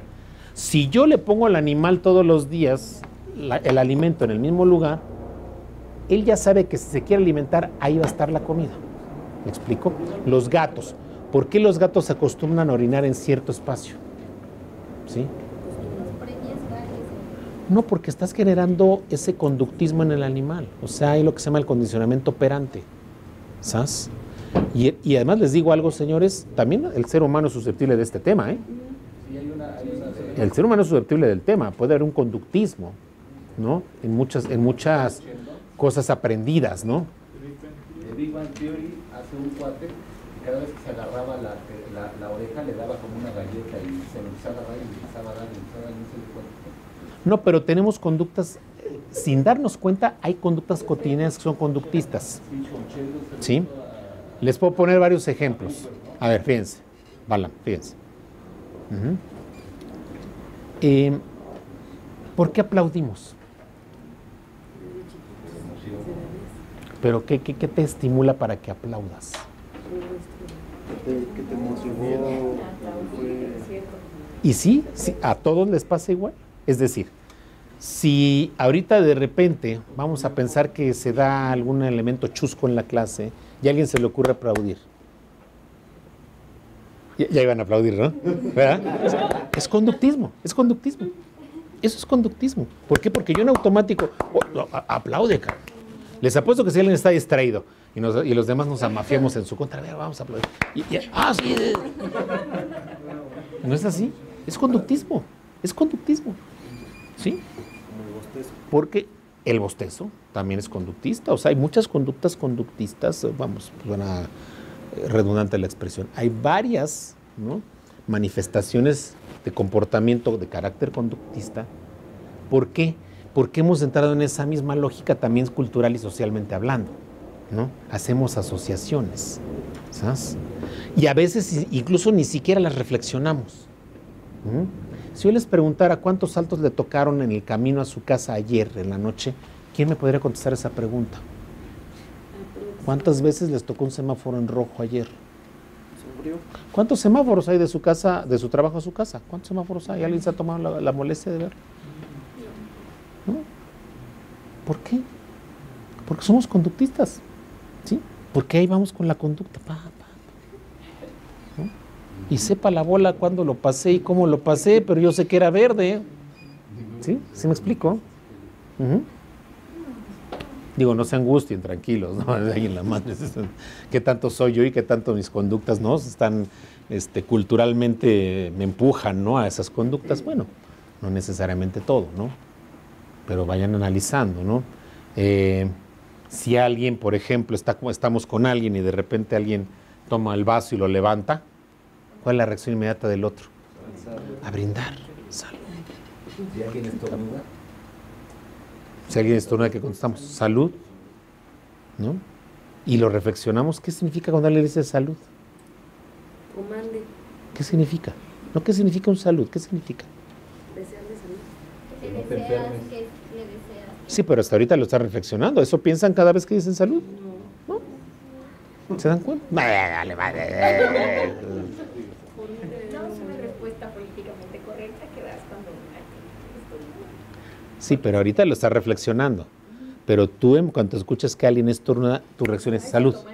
Claro, conductismo, señores. Porque eso nos enseñó mamá o papá o en la familia nos dijeron. Sí, Es una falta de respeto a la gente cuando dice provecho. Pero eso se da aquí en el sueño. Pero es una falta de respeto al decir provecho, por si no lo sabían. Disculpa. Porque se supone que tú cuando comes rico y cuando comes con algo que está sano, pues te tendría que hacer una digestión y un buen provecho. Y cuando dices provecho es porque le estás deseando que lo malo que comió le caiga bien.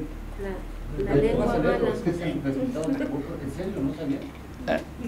Bueno, entonces hay que decir buen provecho. ¿O cómo? No se dice provecho. Pero así se dice culturalmente. Pero no se debe decir. Bueno, es diferente que no deba decirse, pero se dice. Una cosa es que tal vez no deba decirse, que no sé de dónde sacaste este comentario, digo, me encantaría saber alguna fuente, porque yo nunca he escuchado esto, ¿eh? Yo había escuchado cualquier cantidad de veces que precisamente como parte de, digamos, de la cortesía, del trato social, se le desea provecho a la gente, ¿no? Y yo, pues vas a un restaurante pequeñito, donde, bueno, que la fondita, lo que sea, y nunca falta que dice, provecho, buenas tardes, ¿no? Pues provecho. Bueno, en la oficina, ¿no? Exacto, ¿no? Cuando estás en plan Godín y ahí todo el mundo está comiendo, ¿no? O sea, de repente provecho, gracias, ¿no? O sea, vaya, son patrones culturales, ¿no? Que hay cosas que también pasan en diferentes latitudes, ¿no? O sea, efectivamente puede ser que en ciertos contextos lo que aquí se considere como algo afín a la norma de trato social no lo sea en otros espacios. Eructar, ¿no?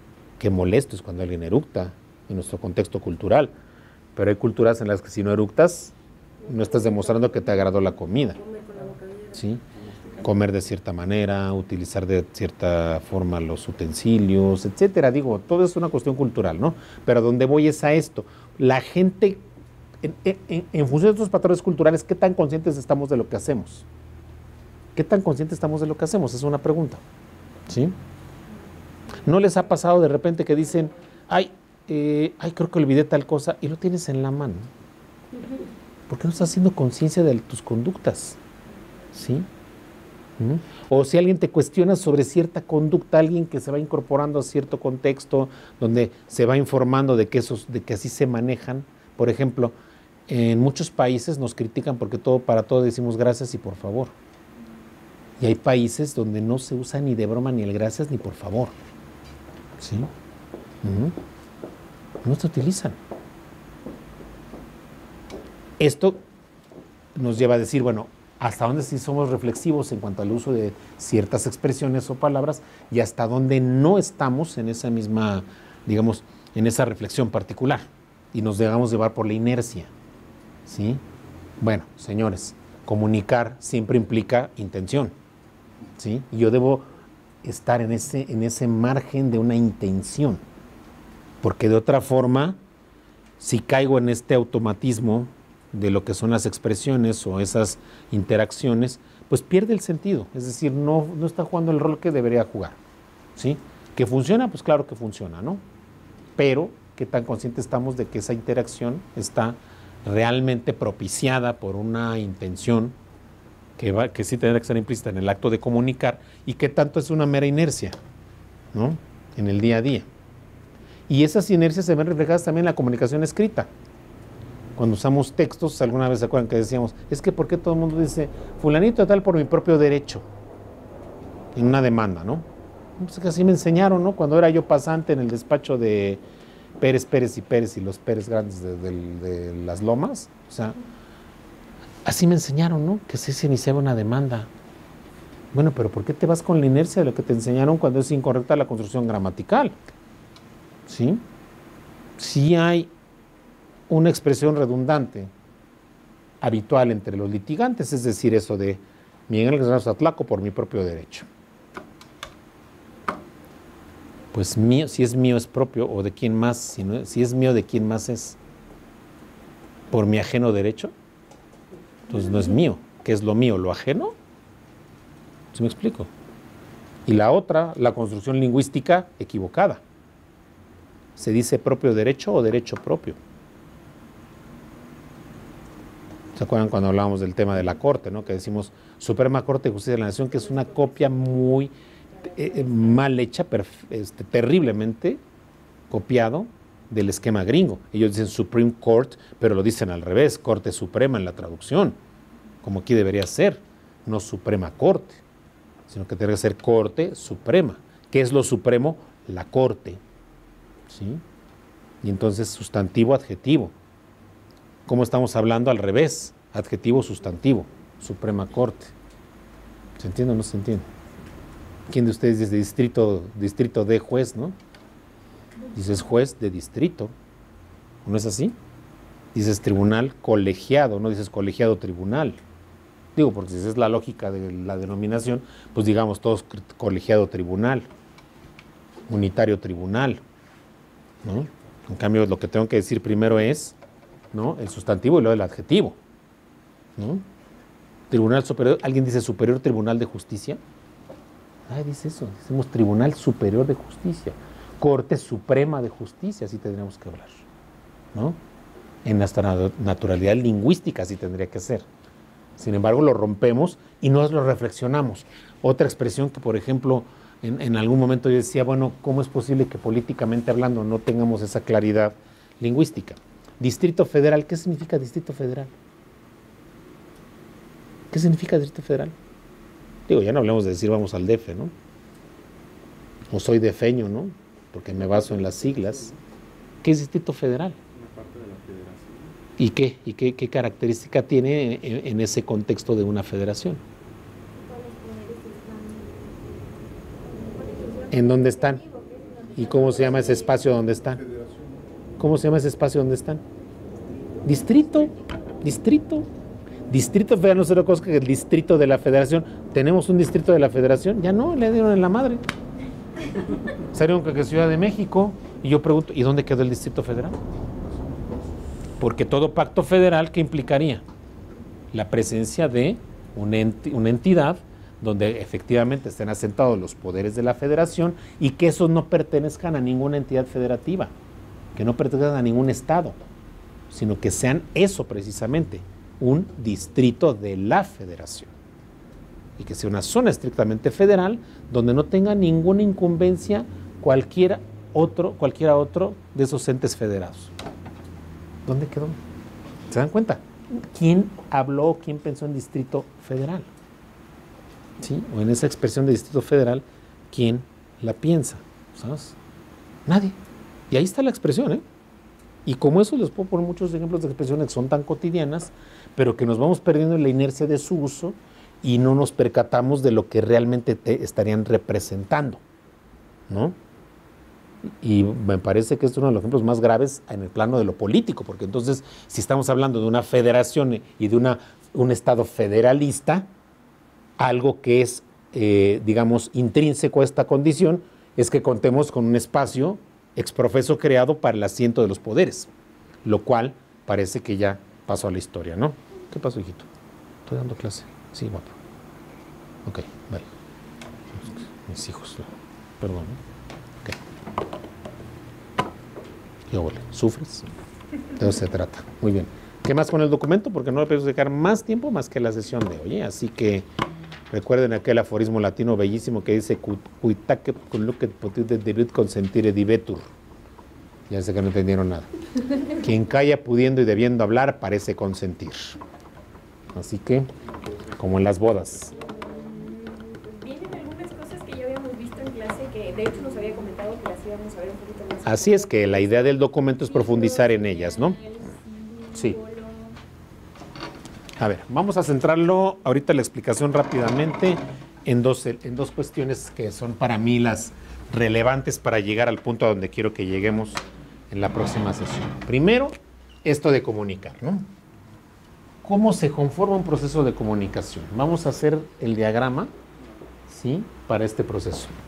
Y entonces, ¿qué tenemos? A ver.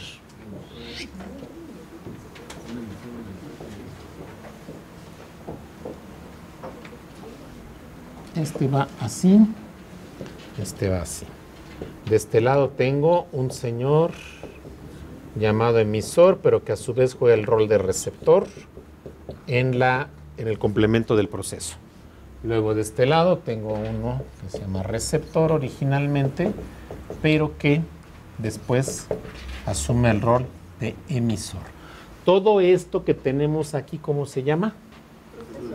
No, el proceso, no hablo del proceso, sino en qué ambiente se genera el proceso. ¿Cómo se llama el ambiente del proceso? Se llama contexto. Todo esto es el contexto. ¿Qué es el ruido?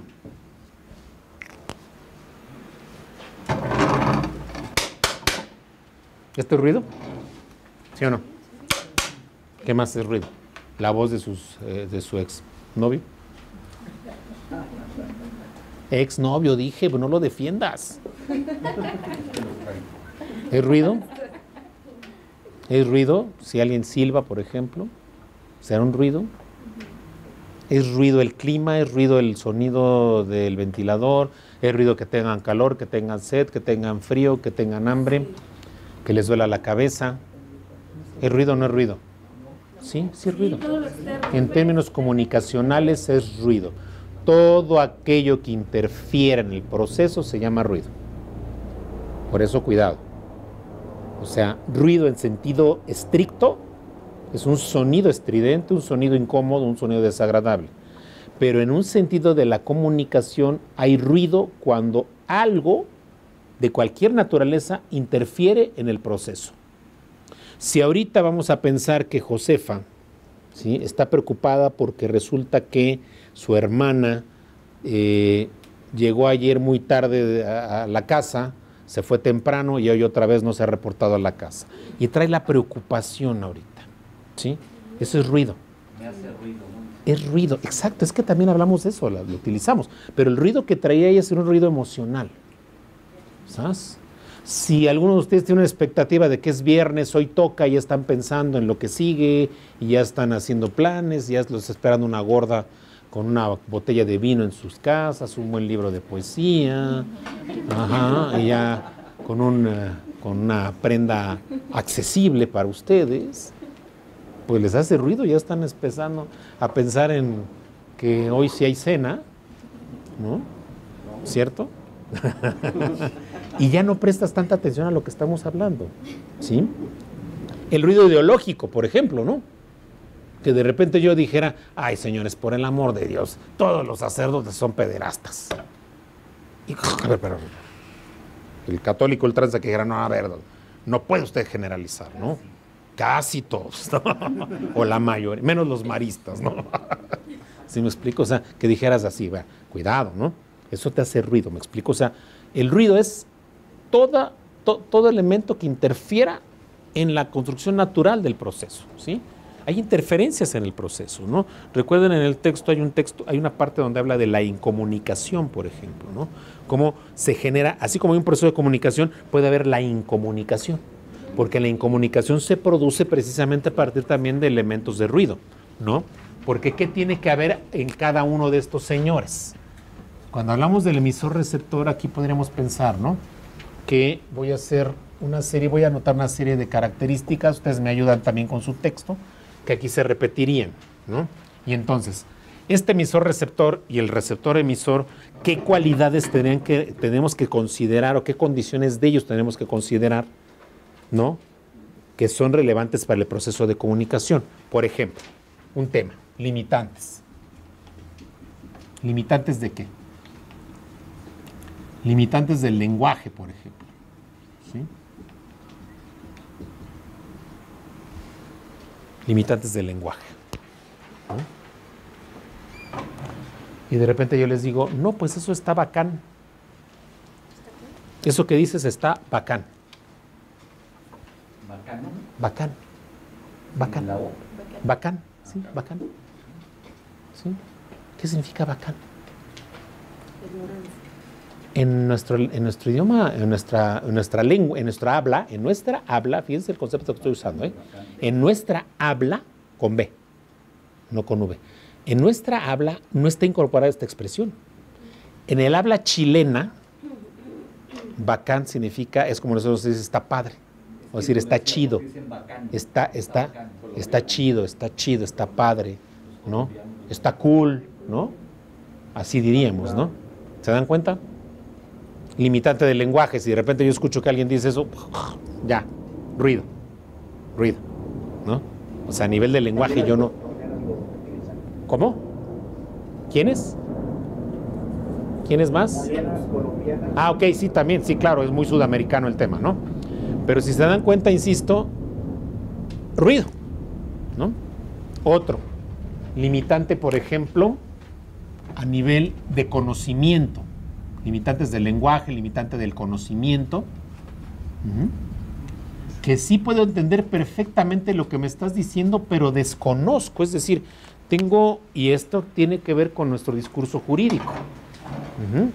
Si yo de repente ahorita les dijera, a ver, señores, ¿sí? Les voy a dejar de tarea que me elaboren, por favor, un auto de exequendo. Un auto de exequendo. Exacto. No, yo se los voy a explicar. Un auto de exequendo es el que dicta un juez en materia mercantil. Sabemos que no hay jueces mercantilistas, sino son civiles. El juez civil en materia mercantil dicta un auto de exequendo cuando se trata de un juicio ejecutivo mercantil. Yo tengo un pagaré, voy a demandar, ¿sí?, a Edgar, y entonces llego ante el juez de lo civil, le da entrada a mi demanda y dicta un auto de exequendo, donde lo que está ordenando es que se lleve a cabo primero, que se requiera de pago y que en caso de que no se cumpla el pago, se embarguen bienes del deudor. Llego ejecutando, por eso se llama ejecutivo mercantil, porque ejecutando voy a llegar, ¿sabes? Entonces, limitantes del conocimiento. Ay, güey, ¿qué me pidió el maestro? ¿No? ¿Qué me pidió el maestro? ¿Se dan cuenta? Digo, ahorita ya lo saben, ¿no? Pero podemos poner varios ejemplos donde la limitante del conocimiento nos impide, ¿no?, generar el proceso de comunicación o ese involucramiento. Por eso les digo que hay ruido en el lenguaje, hay ruido en el conocimiento, hay ruido, por ejemplo, ¿sí?, a nivel de idiosincrasia, ¿no? Juega también el papel de la idiosincrasia, o como dice el texto, en este punto cuando habla de las limitantes, ¿no? Porque hay una serie de limitantes que están en el texto, ¿no? Limitantes del lenguaje, limitantes del conocimiento, limitantes culturales, del contexto, psicológicas, por ejemplo, limitantes psicológicas, puede ser también aquí, ¿sí? Limitantes, había dicho yo, culturales, que es diferente a las de conocimiento. Una cosa es un conocimiento técnico, otra cosa es lo cultural, ¿sí? Yo soy un acendrado musulmán y empiezan a hablarme mal de Alá, espérame, le brinco, ¿no? ¿Cómo? Entonces eso ya me genera ruido, ¿no? Ya no soy tan receptivo con lo que me están diciendo. Ya estoy poniendo en juego una cuestión de carácter psicológica, perdón, ¿no? Psicológica, algo me está golpeando psicológicamente, ¿no? Y en la parte cultural podría ser la idiosincrasia, lo que comentaba yo, ¿no? O sea, una visión idiosincrática, ¿sí? Soy feminista. Y empiezan a hablar pestes de la mujer o empieza a ver comentarios machistas. Les ha pasado en conversaciones a las chicas feministas, ¿no? Que espero que sean feministas y no feminazis, que hay diferencia muy, muy profunda en ese tema, pero vaya, independientemente de la percepción que se tenga de lo que es la visión de lo femenino, del género, hay ocasiones en que me puede generar ruido, ¿no? Un comentario machista, o puedo, como decía Balam hace rato, yo puedo interpretar de otra manera el comentario, ¿no? ¿Sí? Si alguien me dice a mí, es que las mujeres forman a los machos, pues a lo mejor alguien se molestaría por esa afirmación, ¿no? Pero lo cierto es que si revisamos culturalmente, pues es digna de análisis la frase, ¿no? ¿Se entiende o no se entiende? Pero habrá quien se puede incomodar y otra vez ruido. ¿Ruido en dónde? Ruido en el aspecto cultural. Mi percepción del machismo, mi percepción del feminismo, ¿se entiende o no? Y el tema psicológico tenía que ver con la cuestión de que ando apurado, ando preocupado, no ha caído la quincena y mañana tengo un pago urgente de tarjeta, y no es anécdota, no ha caído la quincena y ya ando pensando en que el fin de semana me voy a invitar a mi gorda a comer y no tengo billete todavía, a mi pompi, ¿no? Entonces digo, es parte de lo que puede ser un ruido, ¿no? ¿Vale? Bueno. Lenguaje, conocimientos psicológicos culturales, esto se repite aquí, ¿eh? O sea, es exactamente todo esto que vemos aquí, también estaría de este lado, ¿no? ¿Sí? Idem, ¿no? O sea, lo mismo de este lado, ¿sale? Digo yo por economía procesal, nada más le pongo idem significa lo mismo en latín. Luego, tenemos aquí esto, ¿cómo se llamaría? Esto que está aquí. En términos de que aquí va... No, esto es el mensaje es el contenido, aquí está. ¿Cómo se llamaría por donde está viajando el mensaje? El canal. El canal. Y dentro de cada mensaje también hay algo muy importante, que sería ¿qué? El contenido del mensaje, ¿qué se lo da? El código, claro, el código. ¿Sí? Tenemos un código. ¿Cómo debe ser ese código? Debe ser un código, ¿sí?, compartido, es decir, que lo conozcamos. No importa cuál sea, lo que importa es que lo conozcamos, ¿sí? Si yo te digo de repente, ¿are you ready? Tú me dices, sí, claro. ¿Sí? ¿Qué te dije primero en inglés? Que si estás listo, y tú me contestas en español, sí, claro, ¿no? O si yo te digo de repente, no sé, ¿estás enojado? Y me contestas, sigurane. ¿Qué dije? Sigurane. Es griego, por supuesto, claro que sí, ¿no? Se rompe el mensaje en el momento en que no comparto el código, ¿sabes? Ahora, piensen en formas no verbales también, ¿eh? Estoy hablando ahorita de formas verbales, pero piensen en maneras no verbales, ¿no? Si de repente ahorita yo, por ejemplo, me volteo con Oscar, pélame, viejo, acá arriba, y le hago así, ¿Qué significaría esto? Pero el corte le vas a cortar No, córtale, mi chavo, córtale, ¿no? Sería, ¿no? ¿Se me explicó? Y es una forma, y él desde lejos asiente con la cabeza, no, eso es aún hay más, y eso hacía Raúl Velasco, aún hay más, ¿no? Así le hacían el Raúl Velasco, ¿no? Entonces, ¿cómo podemos también otra vez, insisto, generar estos procesos a través de códigos que no necesariamente son lingüísticos, pueden ser códigos no verbales, pueden ser lenguajes no verbales, ¿sí? Que eso es parte de lo que vamos a revisar, que yo creo que, bueno, en cuestión del tiempo, yo creo que la próxima sesión todavía retomaríamos este texto y una parte del otro texto sería la que yo dejaría programada. Vamos a revisar qué tanto nos falta de esto, digo, por el tema del tiempo. Pero finalmente siempre es importante entender que todo mensaje se cifra, ¿sí? Se codifica, se va a codificar, y que el que emite codifica y el que recibe decodifica. O sea, parte de la tarea que estamos haciendo en el proceso es codificar y decodificar. Y luego cuando paso al rol de emisor, codifico y el receptor decodifica. ¿Sabes? Insisto, no estamos hablando de que forzosamente este código sea el mismo aquí y acá. Lo único que estamos pidiendo es que ¿qué? Que sí sea del dominio de ambos sujetos del proceso. Ahí sí necesitamos que sea del dominio de ambos, porque insisto, se rompe el mensaje si no es así. Si tú eres una mujer que tienes nada, el hombre entiende nada. Ellos tienen todo. ¿O no es cierto? No, no es cierto. Me declaro con nula experiencia en el trato con las mujeres. No, o sea, créeme que es algo de lo que no me puedo atrever a hablar porque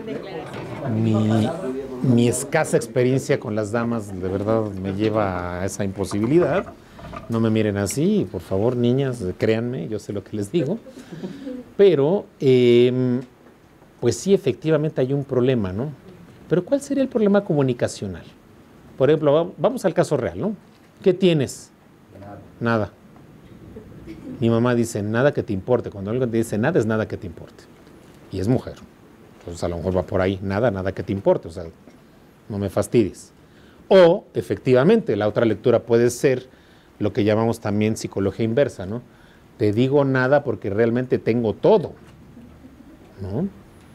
Chicas, tan fácil que es ser abiertos en la comunicación y decir las cosas como son. Porque eso es algo súper importante, ¿no? Y además lo digo en general, ¿eh? O sea, ¿cuántas veces le damos vueltas a las expresiones? Somos muy elaborados. ¿Se acuerdan que alguna vez hablaba yo de esta expresión, el eufemismo? ¿No? ¿Cómo nos encanta el eufemismo? Decir lo mismo con mucha sutileza, ¿no? Ay, te ves un poco cansado. Oye, qué madreado estás. ¿No? A lo mejor es mucho más precisa, no, pues es que estuvo intenso, ¿no? O sea, me parece que le damos una condición estética a la lengua cuando utilizamos ciertas palabras, pero no hay nada como la puntualidad en las expresiones, ¿no? Y esto tiene que ver con el tema jurídico, ¿eh? Cuando hablamos de elementos para redactar textos jurídicos, yo les diría, un elemento fundamental es la precisión. Seamos precisos en las cosas, ¿no? No por mucho querer recurrir a lo que yo llamo barroquismos intelectuales y adornamiento de la palabra, perdamos claridad. La prioridad número uno es la claridad. La prioridad número uno es la claridad. No generar esos barroquismos. Los barroquismos déjenlos para esto, para la poesía, ¿no? Ustedes no van a hacer poesía. Van a ser textos jurídicos. Prosa. Exacto. Déjenme ver qué me falta del cuadro para cerrarlo de una vez. Entonces, contexto, ya dijimos, el ruido puede andar en todas partes. ¿Dónde puede haber ruido? En cualquier parte. Pero dígame un ejemplo. ¿Ruido en dónde? En el emisor receptor. ¿Ruido en dónde? En el código, exacto. Ruido en el mensaje. ¿Ruido en qué?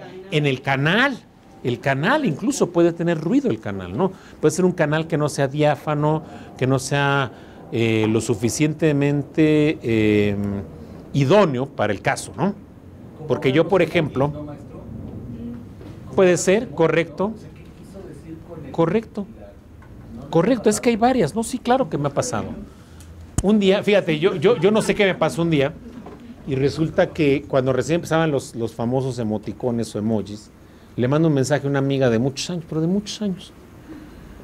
Pero yo queriendo así señalarle así como de llanto, sin darme cuenta le mando el emoji que se ríe, que se muere de la risa y que llora, pero de risa. Y entonces ella me contesta enojada con mayúsculas y signos de interrogación así 80. ¿Por qué te ríes? Y yo, no me estoy riendo. Estoy llorando contigo, sí. Me dice, no, es que ese no es de... Dije, a ver, Gaby. Desde entonces yo dije, a ver, voy a ser más selectivo con mis emojis. Exacto. Yo como el poema ese bellísimo de Garrick, ¿no? Reír llorando, ¿no? Que es una belleza, ¿no? Reír llorando, ¿no? Entonces, sí, hay que tener mucho cuidado, ¿no? O sea, la carga representativa hay que cuidarla mucho. No es lo mismo, por ejemplo, los besos, ¿no? También del emoji, ¿no? Hay uno, no se han dado cuenta que es el besito, nada más la boca ahí parada del emoji, y hay otro que es el beso y un corazón. Yo les pregunto, ¿qué significaría? Claro que existe, véanlo en sus teléfonos. El primero es cariño y el segundo es amor. ¿O los dos son cariñosos? O para una mujer que es un like y para un hombre que es un like. No, el me encanta, que todavía es más grave, olvídate, el me gusta. El me encanta. No, sí, eso es también interesante a nivel de redes sociales, cuando usas este sistema de likes. No, espérame, por ejemplo, cuando publicas una noticia trágica y te ponen like, o sea, ¿te gustó que me hubiera pasado eso? ¿Cómo? Por ¿no? eso vieron los otros. Exacto, por eso vieron los demás, pero de todos modos, si ustedes se dan cuenta, hay gente que sigue utilizando el like a lo güey. O sea, avienta el like, espérame, cabrón, o sea, ¿sí te gustó lo que me pasó? ¿Cómo? Chicos, me robaron mi celular, no me manden mensajes, y alguien te pone el like, güey. No voy a poner la carita así, no sé, vaya, me entristece, no sé, ¿no?